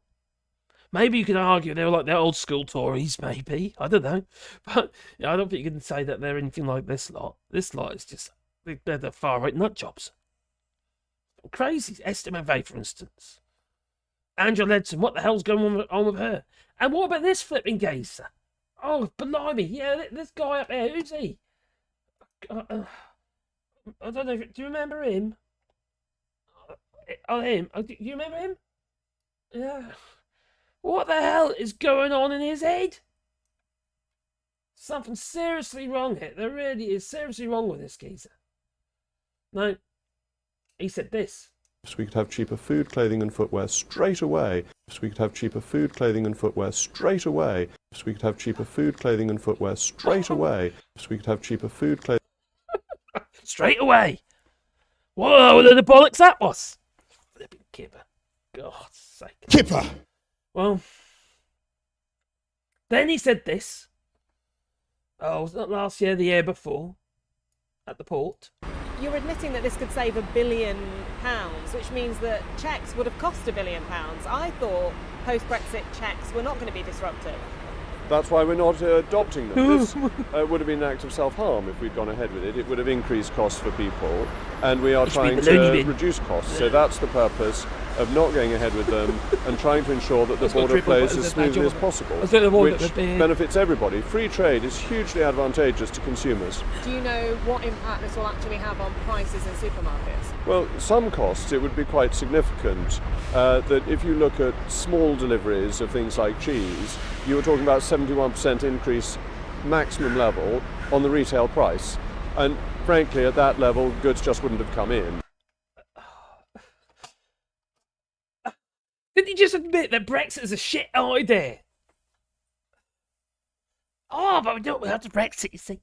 I need to hide my money. Do we want to know what we got? No. Do we, Wally? No. I think it's Wally treat time. Isn't it, Wally? See my little Wally back there? He lovely little boy. Hey, fella. Hey. Ready? What? He never... I think his eyesight is on his way out or something. Because it just bounces on his head normally. That's it. Oh yeah, that was something he says. It landed on his privates. But it got worse, you see, with Jacob and I, the Jacob Rees-Mogg. This is more recently. I'll do this one first, by fact, yeah. Oh, dear me. The opportunity is through leaving the customs union. That means we have to come out of the single market. Anything that makes trade more difficult makes countries poorer. The opportunity is through leaving the customs union. That means we have to come out of the single market. Anything that makes trade more difficult makes countries poorer. You don't say! Blimey! You've been trying to tell him that since Brexit. Well, actually, before Brexit. Oh, God. There we go again. Anything that makes trade more difficult makes countries poorer. Anything that makes trade more difficult makes countries poorer. Anything that makes trade more difficult makes countries poorer. Oh, that's God, I'm bad. Oh, blimey. It's just crazy. These people are not just... Oh, they're ruining the country, they are. They're ruined it. Tories want the poor not to pay any tax. I don't know if that's... I don't think so. I don't think that's a little bit too oh no, I don't buy that. I don't like the poor. Pay your rates. Where are we? We're back on timestamp. Oh my God, I'm too far up again, aren't I? Let me come a bit. Gingers, Waddy, that's my little Waddy boy. Yeah, he's about still. He's about. Right, so. Oh, all right then. I heard Santa Claus say something similar. Well, bad Santa. Gordon Bennett. Free trade is hugely advantageous. Brexit ended free trade with the UK's largest trading bloc. Couldn't said it but clearer than myself. As far as Shaker Rees-Mogg is concerned, well, this kind of worm's turned, isn't it? These people that don't they remember anything? And I've always said to you, don't lie. Just don't. It's pointless. You're always going to remember the lies, and as soon as somebody says that you're a liar, or that you always be tarnished as a liar, and everybody think you're a liar.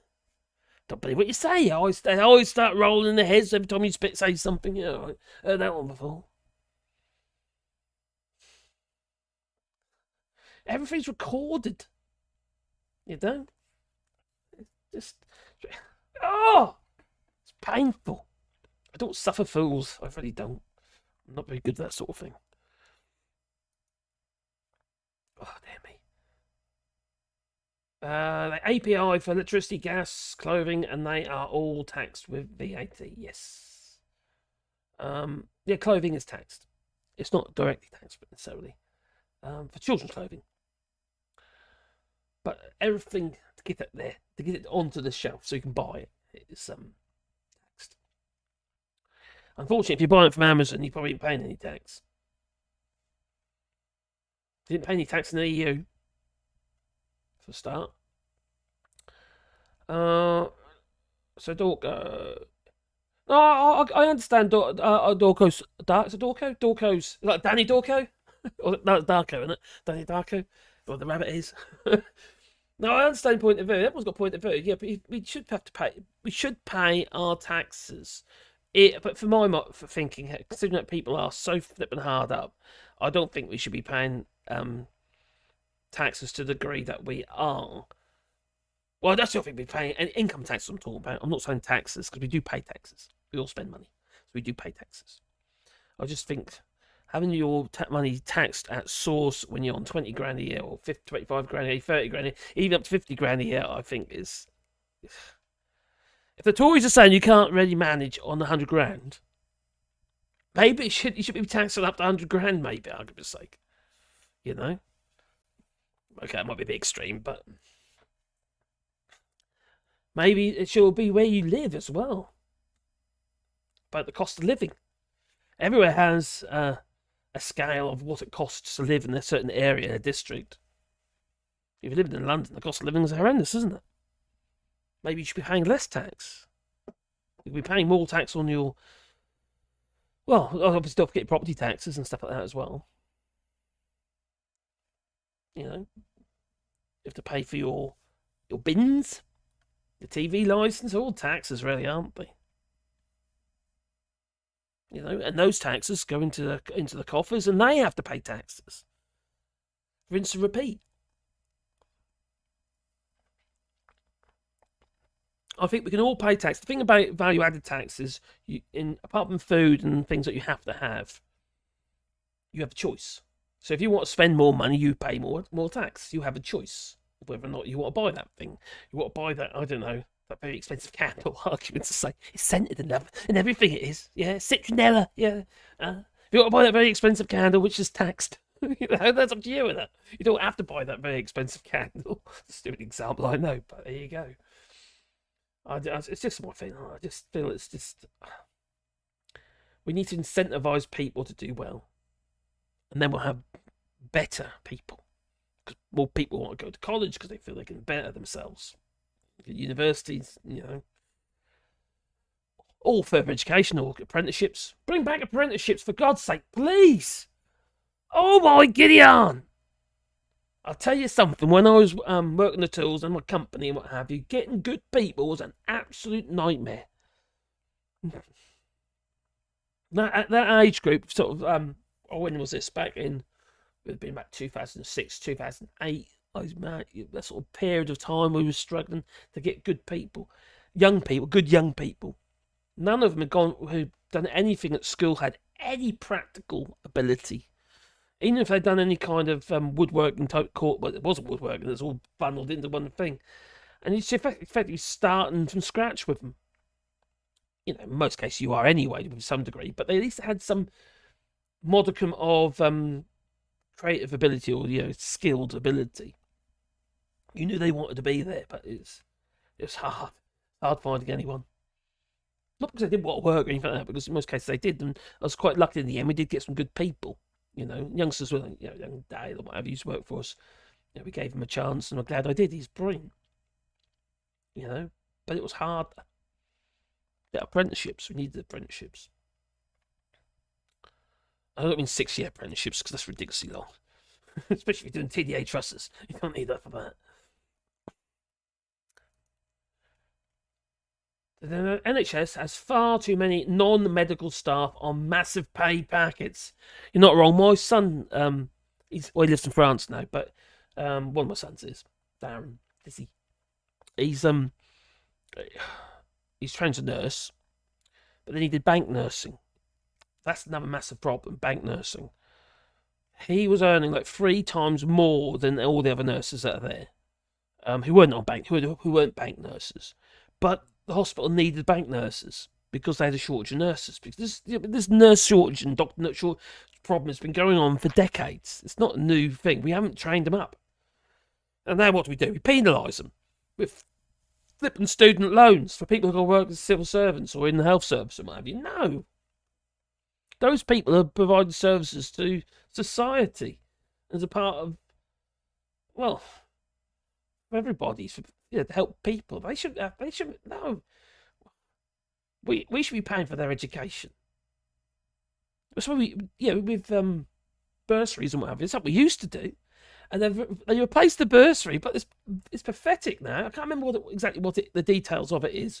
I have done videos about it before actually, but the bursary now it's not worth a lot. It's just a way for the Tories to say, we brought back the bursary, or we brought in the bursary. You got rid of the flipping bursary to the Tories. So effectively doctors, nurses, and say, well, I'm sorry, I can't afford to do this anymore. Some people entering the nursing profession come from poorer backgrounds, all doctors and what have you. Just because you're from a poorer background, don't mean to say you haven't got a good, and also a big heart, and that takes a lot of flipping personal sacrifice to become a nurse.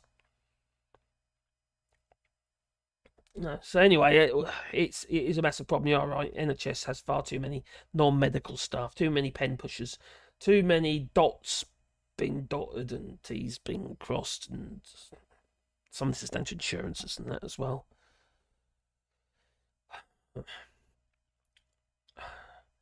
If our nurses won't work to the flipping bone, maybe there would be less need for insurance payouts and some of the doctors and stuff.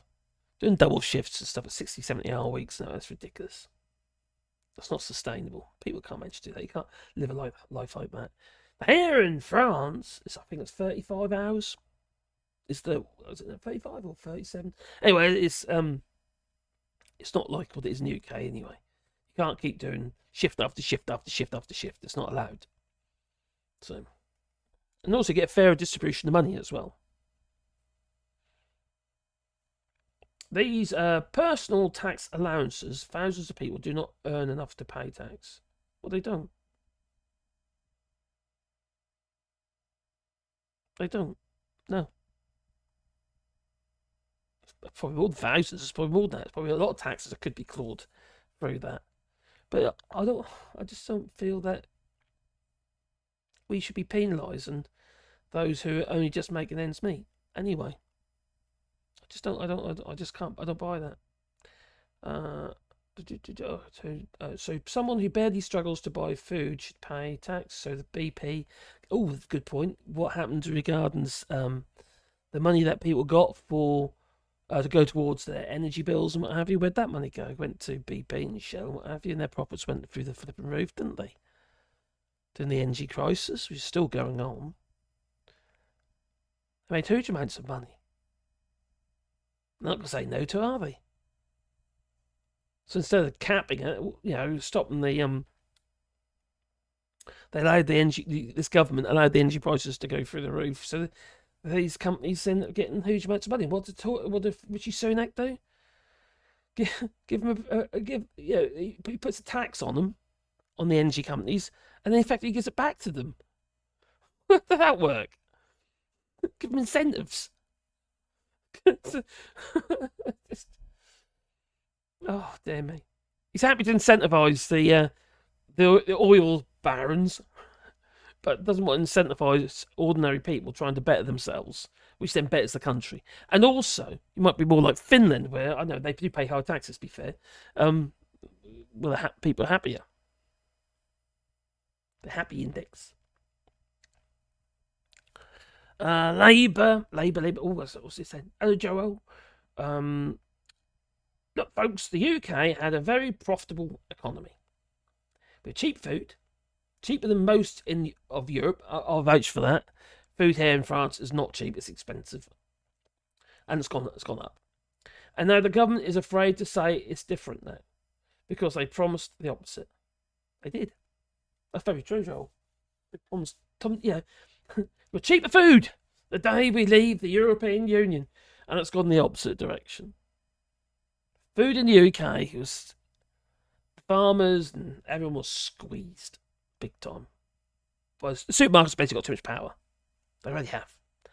The likes of Tesco's and that, you think, you see all the adverts, don't you? Tesco's, Asda, and what have you. You think, it's all friendly and lovely, and all the staff are all happy. Yeah, like that, and the little yellow green pennies and stuff. And it's like, no. The only people that are happy are them creaming off the top, while the farmers are struggling to make ends meet, although they kind of screwed themselves with their Brexit. Just about my Brexit, they said. Yeah. They put big signs up in fields, on gates, on straw bales, piled high. Now they got their Brexit, and now they're complaining because their Brexit is absolutely shite. Well, the low paid don't earn enough to pay tax.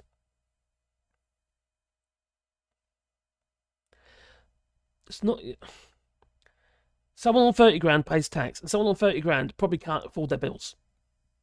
We've got doctors, we've got nurses and food banks, because the cost of living has gone through the roof. They're paying tax. Maybe they shouldn't. So I'm just saying. I hear where you're coming from, but things have changed. It's not what it used to be. It's changed for the worse. Circle of death! What circle of death? I can't see it at my end. I've got good connection according to this. Like me scaring me now, you're scaring me. Bitrate is higher. My current bitrate is higher than recommended. Oh dear. That might be why. Because I've got the bitrate set for recording videos on this software, so it might be something to do with that. They APR for that. Oh damn. Oh crikey, I've gone too far ahead again. Night, Alistair, care. Take care, my friend. Hope you. Do you need tucking in? Grant Sloan, hope you well. Didn't see you there. I didn't know. Well, that was 3 minutes ago now. He's probably snoring. Alistair's probably snoring by now. So take care, my friend. Night, got early start tomorrow. That's the only thing we're doing on Sundays. Then people go to work the following day. Maybe Sundays aren't quite such a good idea. Matt says, I do agency work, and the majority of places I get better rate of pay than the full-time drivers. Hey, are you on the lorries, mate? Are you a lorry driver?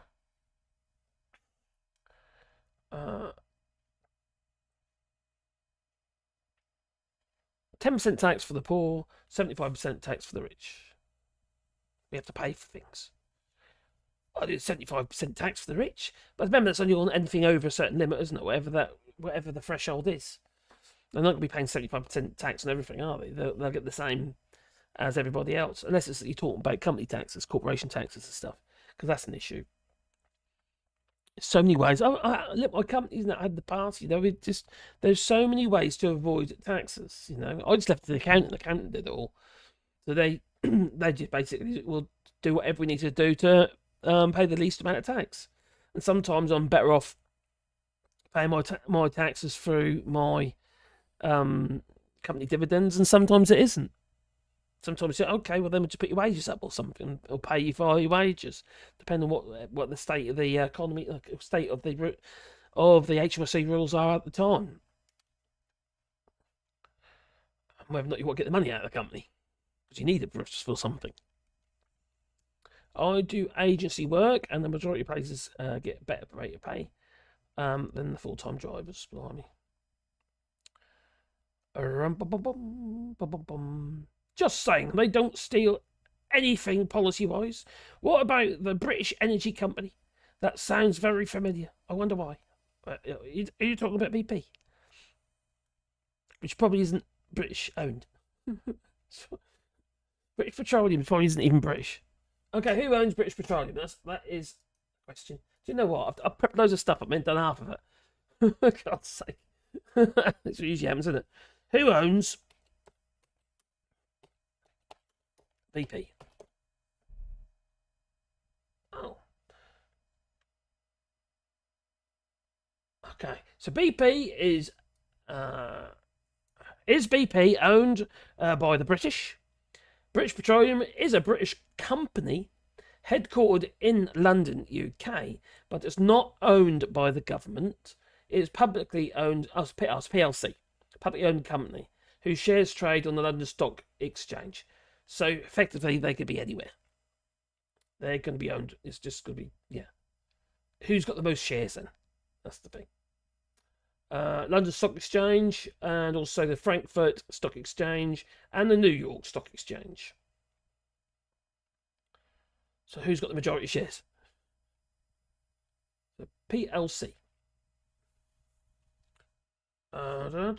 Institutional investors. 0.2% owned by insiders. 81.21% is owned by public companies. And where are they? We don't know. Well, we might be able to find out, but I'm not getting into that just yet. Might have a look at that later. There we go. Boo! Says Grant Slow. It's working fine. Cheers, Regan. Cheers, my friend. I'm sorry I haven't been in your live chats recently. I'm all over the place at the moment. I just keep forgetting. I'd pay 10% on my wages, but I don't earn enough. Yeah, it depends on your situation as well, doesn't it? That being said, Labour will change anything, and for that I apologise. Sorry. That being said, what's going on about? Okay, I believe Scotland, as a free country, should decide her own mineral rights and tax the oil companies accordingly, and that the problem with being attached to the England and the Tories. That being said, Labour will change anything, and for that I apologise. I will not be changing anything, no. That's an interesting idea you floated there, isn't it? See, all their mineral rights of Scotland, and treat it as a country because that's what it is. And they can say, "Oh, it's part of the union. What's yours is mine." Not ours, mine. That's the Tory way. Just saying, it's not just the Tories. You should read the Macron report and who buried it. Oh, obviously regarding, okay. We had a server race here around the block of the restaurant and back, and had to carry 3 larger beers without spilling them. That sounds like fun. The winner stopped and drank the beers so they could run faster for the win. How's that work? You can't still go inside you. Like, you wave your arms about a bit more. Oh, dear. Where are we? Dorco saying, I work full time and don't earn enough to pay tax. I'm not I'm not contributing to the nation. But you are paying taxes. We all pay taxes. You know? I live in France. If I buy anything in the UK, I'm still paying taxes. I still have to I'm still paying taxes in the UK. I'm quite to think of that. If I check ingenuity. Hang on. Czech engineering, Czech Republic engineering, something's brilliant. Now, have a look at do a search, Steve McGarren, on a machine called a ransom spider, or it's just called a spider. It's a slope saw machine. It's a slope mower. Not slope, sorry, that's an aeroplane. But it's a slope mower, and it's radio controlled. I had one. Cost me 18 grand. This thing cost, and it's brilliant bit tool. It's a brilliant tool, but it's built by it's a Czech built machine and designed. I had the can't remember which model it was, Spider 1 or something, 01 or something. Brilliant machine. Apart from a few little catching a fire and stuff like that, those little minor kind of problems, you know. Hello, one needs. Are you messing? How are you all doing? Oh, hello there. I'm doing well. At least it's been sunny today. I wonder if they will tax the air we breathe next. Well, they're taxing the water in the already, aren't they? So there'll be air next. I'm sure in the United States they'll be taxing the air next. You can't even use your groundwater in some states in the United States, can you? Which is ridiculous. So the water comes off the roof, you're not allowed to use it. God. Probably got something to do with Nestle or something. Nestle? Who's it? Is it Nestle? Might be, I don't know. What's up, Wally?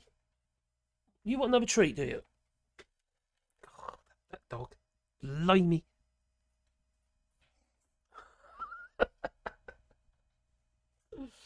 Oh dear. Look, Ginger's is on here. Wally, you remember Ginger's? Remember Ginger's? You've met Ginger's, haven't you? He's looking for what to say, mate. It's not one there, but it is. God, your eyesight's supposed to be terrible, though. Oh. He's a lovely little boy, he is. Oh!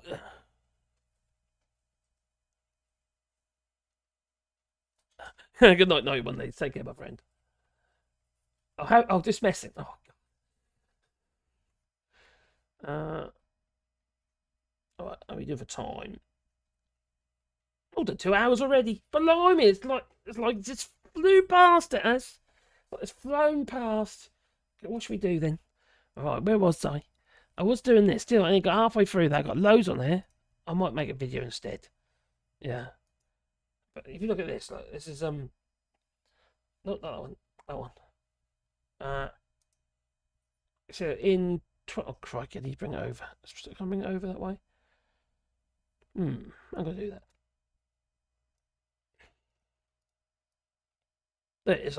In 2022, the money's coming into Spain from the UK, 17 billion.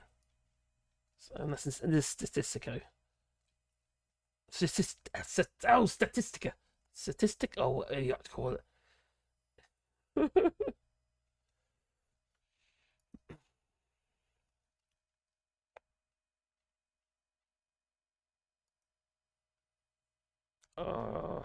Right, so we were talking about this earlier, actually.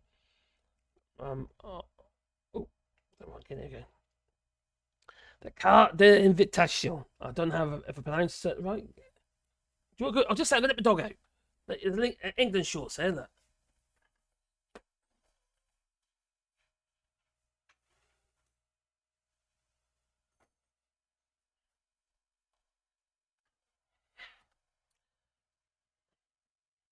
Anyway, how do we do this one? Okay, all right, listen up. Sunseekers and paella enthusiasts, the land of sangria and siestas, and now thrown a bureaucratic curveball that could ruin your holiday faster than a dodgy tapas. I always have fun writing these things. Anyway, UK tourists, fresh from Brexit's loving embrace, now find themselves in a pickle when opting to crash with mates in Spain. Now, I have done videos about this before, and we were actually talking about it in the chat, so I thought it might be interesting to do that one instead of the other one. So, anyway. Oh, look. What do he is? Anyway, gone are the days of just showing up with a backpack and a dream. Last minute holiday deals. Just a distant memory. We've all done it, haven't we? Looking in the older holiday shops. Look for the next deal. You know, cancellation. Or grab it quick. No, not anymore. Not for you. No. No. You need this bloody form to prove that you're not going to be kipping under the stars, unless that's your Airbnb choice, of course, you know. And the Spanish Internal Ministry has now issued a travel warning for UK tourists ahead of fines for not carrying the form. Just not carry it, we could get fined. We could put it. Are you going to put it with that, maybe? I don't know. That hemorrhoid tourniquet, you got to tuck it down there somewhere. Or maybe your mankini if you got one. Well, the police are to perform on-the-spot checks, hefty fines, or even detention for wearing a Union Jack cosy. Okay, I made that bit up. All right, but yeah, effectively, if you're going down the old promenade now, you've got to be covered up. Okay, covered up, you've got to be covered. No mankinis allowed. No.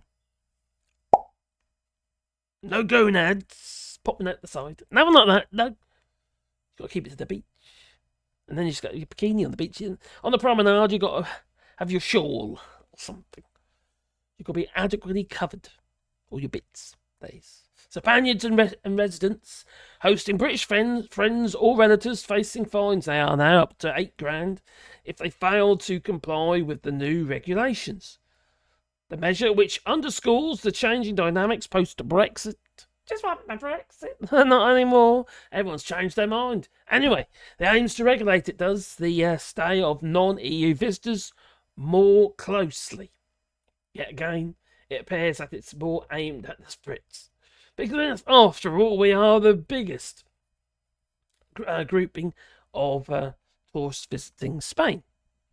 Well, tourists without their EU passports are expected to demonstrate access to at least €109 per person per day, with a minimum threshold is set at €545 per day for a family of 5 to cover their expenses during their stay. Oh, lovely. I think he looks like me. No, actually, that's more like the pink one. Anyway, Spain, in its infinite wisdom, have now demanded that non-EU residents, yes, that includes you, Britain, waving goodbye to the EU passport privileges, must clutch an official piece of paper, a carta de invitación, like a lifeline. Well, oh, hang on, talking about passports. Where's the passport?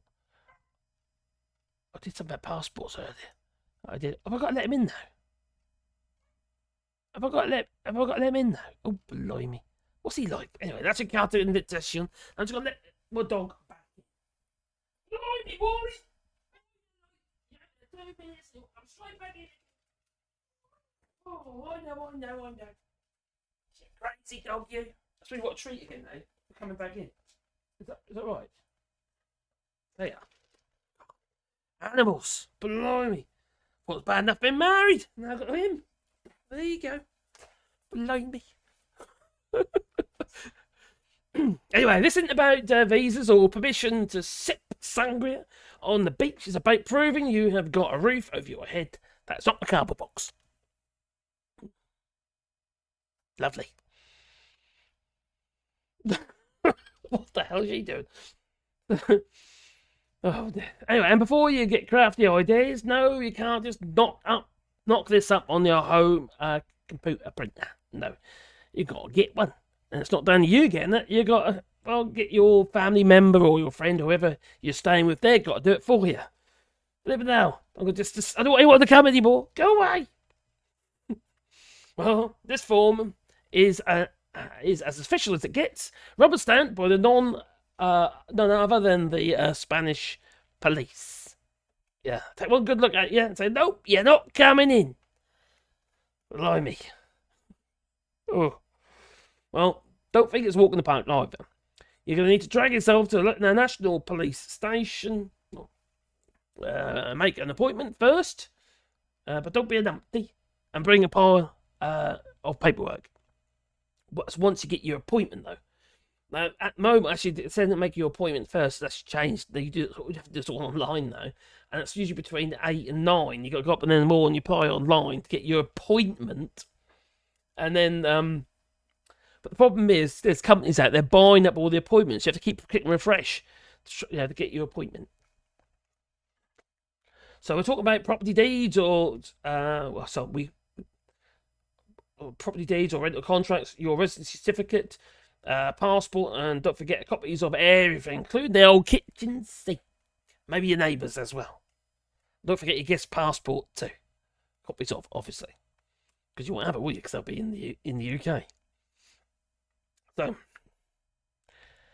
now, obviously, Spain wants to know who's coming to enjoy their hospitality. Yeah, there's certain sort of clientele. Maybe they're trying to avoid. Maybe. You got to send over your pictures. And if you look like a gammon, you're not coming in. No, not bod skin on my chinny chin chin. No. No. But wait, there's more. This bureaucratic marathon isn't a sprint. It's a steeplechase that can take up to 60 days.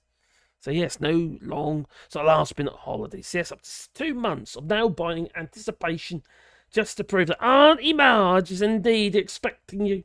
And for this privilege, you'll be forking out £6 or €6.43 per guest. A bargain, yeah, to avoid being persona non grata, I suppose. Well, the cherry on the top, the UK Home Office, in a vague attempt to be helpful, suggests that you might need to show a return ticket.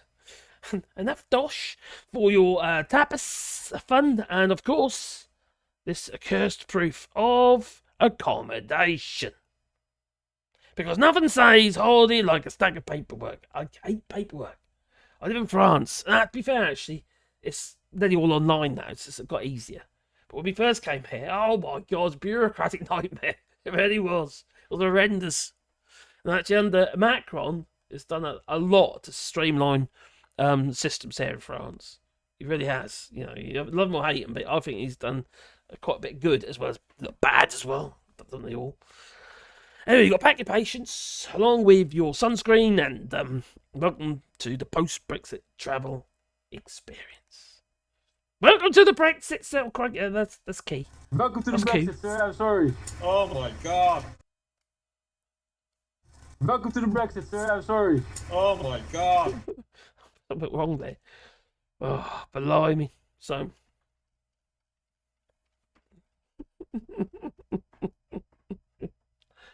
Oh, what have we done to ourselves, eh? What have we done? Well, I did do it. Well, it's called democracy, you see. So apparently I did, unfortunately. A butcher's apron and England shorts, like my flipping chair. It's got a butcher's apron on there. And that was not by choice. I did not buy the butcher's apron. I bought it because it's it was the chair that I wanted. And it was cheap. Probably because it's got a butcher's apron on it. Oh, crikey, I just dished the flag. Oh, Debbie. What was an England flag? Well, I'll be in trouble again. Probably. I'll paint little blue bits on it and see what people say. I heard something. Oh, here we go. Mad Monk. You've said your point and I understand it, but we have moved on to a new subject. Sorry, I do jump about a bit. Yeah, I know, I understand his point of view, but at the end of the day, yeah, we all got a different point of view, haven't we? You know, everyone's welcome. As long as you're not nasty, you're welcome. You know, we're not all the same, are we, after all? You know, we're all different. Yeah, but Mel, Top Smoke, is he still here?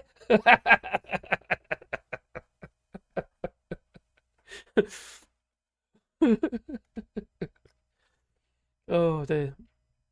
I heard something about this some days ago. It seems that checks are about to get a little more intensive around here. Oh, and for third countries, which includes the UK. Yeah, because you obviously got your version of it as well. They're not doing it here in France yet, but they will do. Yes, technically speaking, they're supposed to do it, but you know, it's down to implementation, isn't it? Oh, dear me. Oh, Just Saying said. Have I missed something from Just Saying? Gingers. Oh, quick, what have I missed? Oh, here we are. I have 2 rain barrels. You never know. How can you stop people from taking surface water off their flipping roof? It's on their roof. Can't store it. That's just madness. I have one, but it's big. We talk about water butts. It's like people for I don't know, camping cars, you know, motorhomes discussing their extension leads. I'm telling you, All Shorts is obsessed with those red England shorts. I just think they're hilarious. I usually put like a little a little daisy right on his butthole, or no entry sign. So I know I'm a child. I know. Yeah, I have to admit they have appeared quite a few times in my videos in the past, and I'm sure they still will. It just tickles me. It does. It tickles me. England. It's England or England? England is right, Regan. Oh, England. Or England. England. Another swift Marcus has passed. I know, 2 hours 16. Oh, it's nothing like my record though. 7 hours I did. 7 hours live streaming. How the hell did I manage that? Crikey.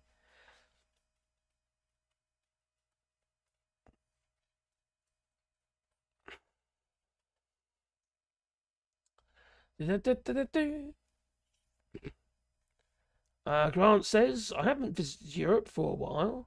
I intend to, but think on the reaction to the apparent Brit these days, which I can't blame locals for the numpties and their moronic behaviour.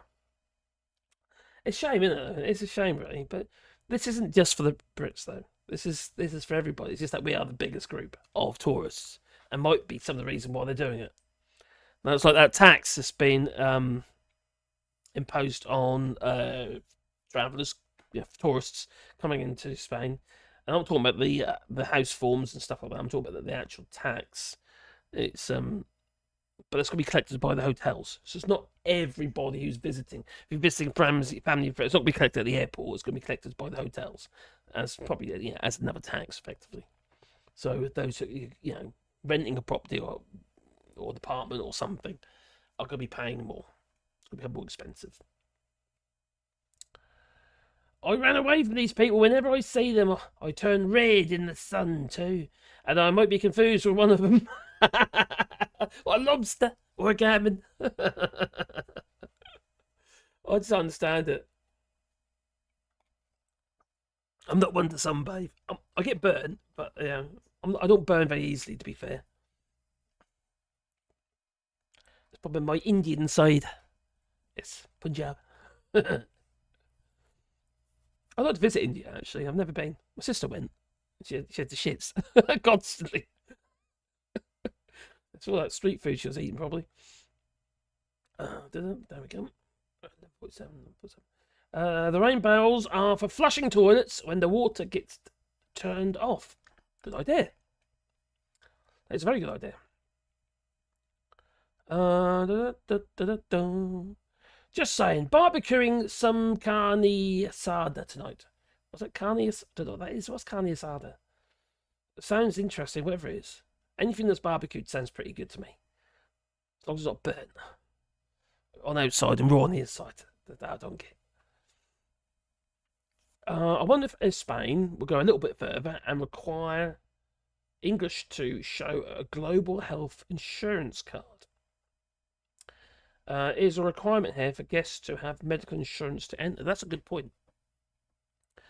The other problem is, though, that it only covers, what's it, 2/3 of the of. What's it doing? What the hell's my dog doing? He's looking for treats. Oh, I've got Sebastian here now. Hello, Sebastian. How are you? You want a treat, Sebastian? Getting low. He might catch it. Let's see if he catches it. Oh, for God's sake. Head went the opposite direction. Oh, Wally. Wally. That's a good boy. Oh, you got a cold nose, Wally. I wonder if Spain will go a little bit further and require the English to show global health. Basically, it's like the EAT card, but it's the GB version. The thing is, it doesn't cover the entire amount. And because of that, will it actually be valid? Well, it's not going to be valid for the entire amount, is it? We're going to have an insurance top up. As our travel insurance, it was the same as it was before, to be fair, isn't it? When we had the EAT card and what have you, we still had to have top-up insurance. We didn't have to. The people didn't shout it, did they? Maybe they should. You could get a real pickle, couldn't you? Get in a hell of a lot of trouble. If you've got something pretty serious go wrong, and you've got to stay in hospital for it, crikey. Yeah, a whopping great bill. Lose your house over it, if you got one. Not these days. Too expensive. Spain, I do not know, but here it was talked about by all the parties. Oh, I see. Nice one, Joel. I like to go on the beaten track more anyway. Not a better dawn. You sound like my kind of person then, Grant. I'm not into all this flipping Costa del Sol, like, you know. I'd be more inland Spain if I was going to Spain. I like to see things, I just, you know, and see what the locals are doing, you know, and just have a bit of a laugh, you know, if it's possible. I can communicate to some degree, a bit of banter. I don't care if people take the piss out of me. You know what I mean? I'm not bothered. I'm too long in the day to worry about all that sort of stuff. Nobody would notice me as a tourist, wouldn't they? Oh, I don't know. Oh, you have sunglasses on, buddy. Okay. When I was a kid, a hurricane hit.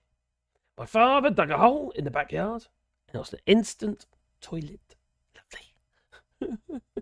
Well, let's stick on the old dugouts and stuff. Now, where we used to live in Salos, there's a row of houses there. Didn't used to have an outside toilet or any kind of toilet. It literally they dug a trench. There's like a shed over it. And they moved the shed along over the trench. So effectively, they pooped in the trench, and the shed it's only a small little shed. I mean, and they literally pulled it across and covered the next part of the trench, and then fill in the old part of the trench. So that's where the poops went. Lovely. Dog doing doggy do. What's dog? What are you doing, Bear? He is a handsome fellow, isn't he? Huh? He's 13 years old, and Waddy's 14. He got a grey hair older than me, he hasn't. Lucky bugger.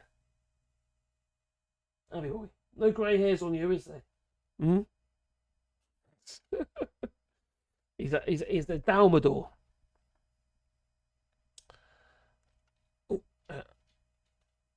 I love the picture you posted of Sebastian. That was last night, that was. I posted a picture of Sebastian on the channel, and basically what it was is he just woke up. It was like those, his tongue was hanging out, his little tip was, and his teeth was like, he closed at that point. Once he realised I was there, he woke up. So I took a picture. He is a funny boy, he is.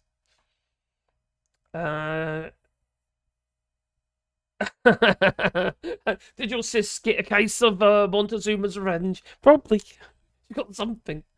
You know what I mean? Yeah, she had the trots all the time she was there. She went for a wedding actually. She went for a wedding in India and a holiday. That wasn't what she expected. Easter is an example of pagan and Catholics coming together to end the fighting. That's a nice idea. Take care, Aggies, man. Take care, my friend. Look after your Scotland. Catch you later. Steve McGowan. Here, says Joel, here they are just charged in the hospitals in the middle spectrum of the pay. And we have a system here where you pay medical services to a chart related to your income from 0 to a higher. Oh, okay. Well, here we get our green card. A capital, sorry, the green card. A capital, a health card. And then we have to have a health insurance top-up. But if you don't, I can't remember what the limit is now, but there's another thing, I can't remember what, is it CMU? Yeah, complementaire. There's a thing called CMU here, which is if you're poor, basically, you can apply for the CMU and it will cover the top up, the extra bit, so you end up not paying anything. So I suppose if French, yeah, if they're struggling, that they can apply for that. But it's not expensive anyway. You know, I think it's something like I know my son with his family of 4 of them, and they pay about 120, 130 euros a month. So it's less than what national insurance would be. So Let me come. Say it down, McCall. Be good. No. I think I'm gonna be going in a minute as well. The song Doggy Do Do. Oh, sorry. The song Doggy Do Doggy Doggy Do. What you going to do when that dude that the doggy do is sitting on your shoe? What? Okay, so do I need to say this quicker? No, let's try again. All right. The song Doggy Do, Doggy Doggy Do, what you gonna do when the doggy do, oh God, messed up. The song Doggy Do, okay, so it's Doggy Do, Doggy Doggy Do, what you gonna do when the dude that the doggy do is sitting on your shoe?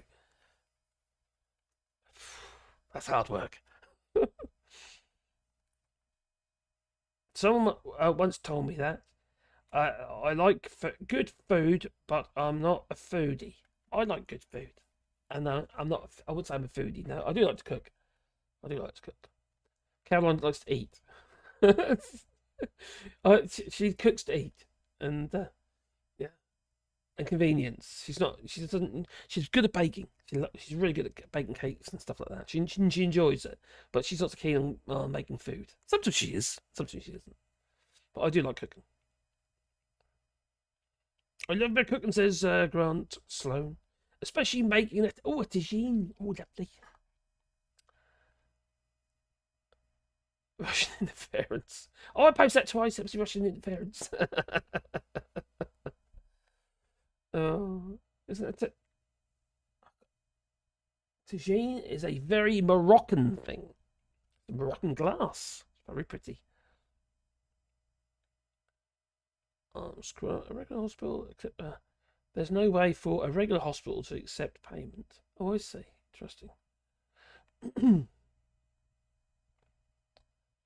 Well, I think I'm going to call it a night. Before I waffle too much, because I probably will. And I need to make some videos as well. I haven't made my videos for next week yet.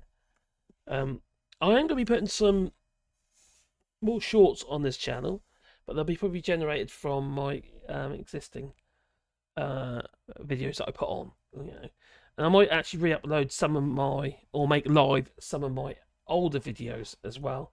I need to go through them one by one, make sure they don't breach the rules, because I was a bit naughty before, and I kind of but some of them are still relevant today.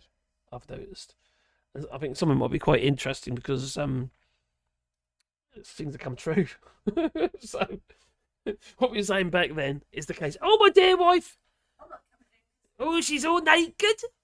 I can see all your bits. I was sound asleep though. Your dog just woke me up. My dog now, because he woke her up.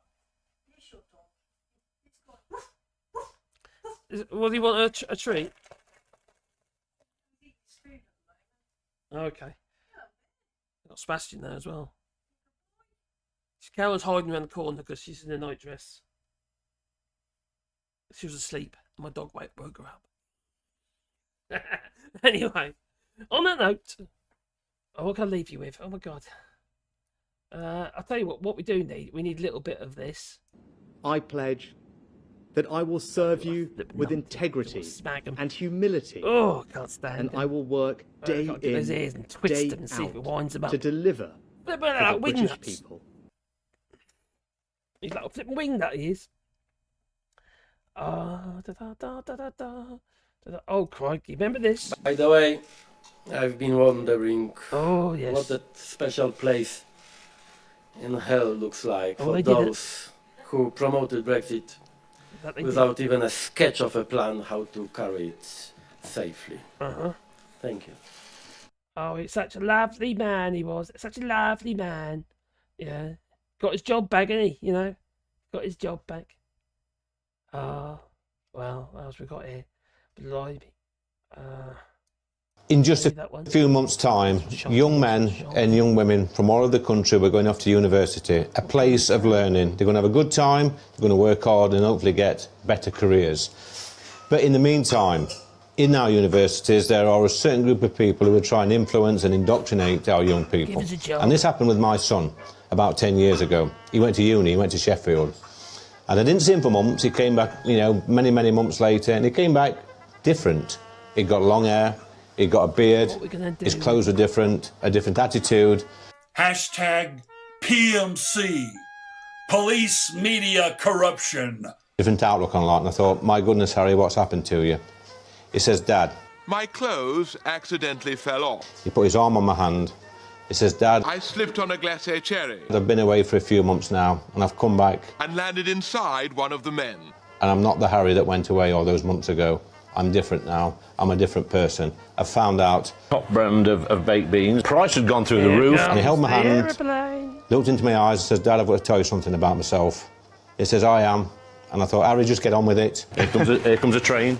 You know, you're my son. I love you. Whatever you are. There's someone I have to get in touch with and forgive. Sorry, I've farted. Shocking. Absolute shocking. Let that be a warning to you. Oh, God. Oh, you got a lovely Anderson. Oh, 30p. He's such a lovely geezer, wouldn't you say?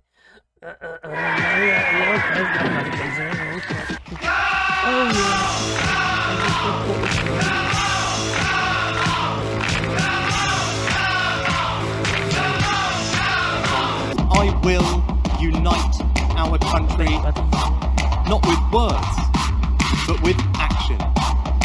I will work day in and day out to deliver for you. Whoop-de-doo! Hello, Joe Biden here. Mr. President, it's Rishi Sunak. How are you?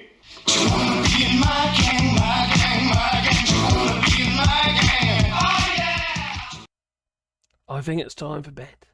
So I'm going to say, toodaloo. The NHS is and always has been a national endeavour. That was set out in 1944 when it was a Conservative politician, Sir Henry Willink, who put forward the proposals for a national health service. That's right, a Conservative MP from my home city of Liverpool who conceived the NHS. A good omen, I think.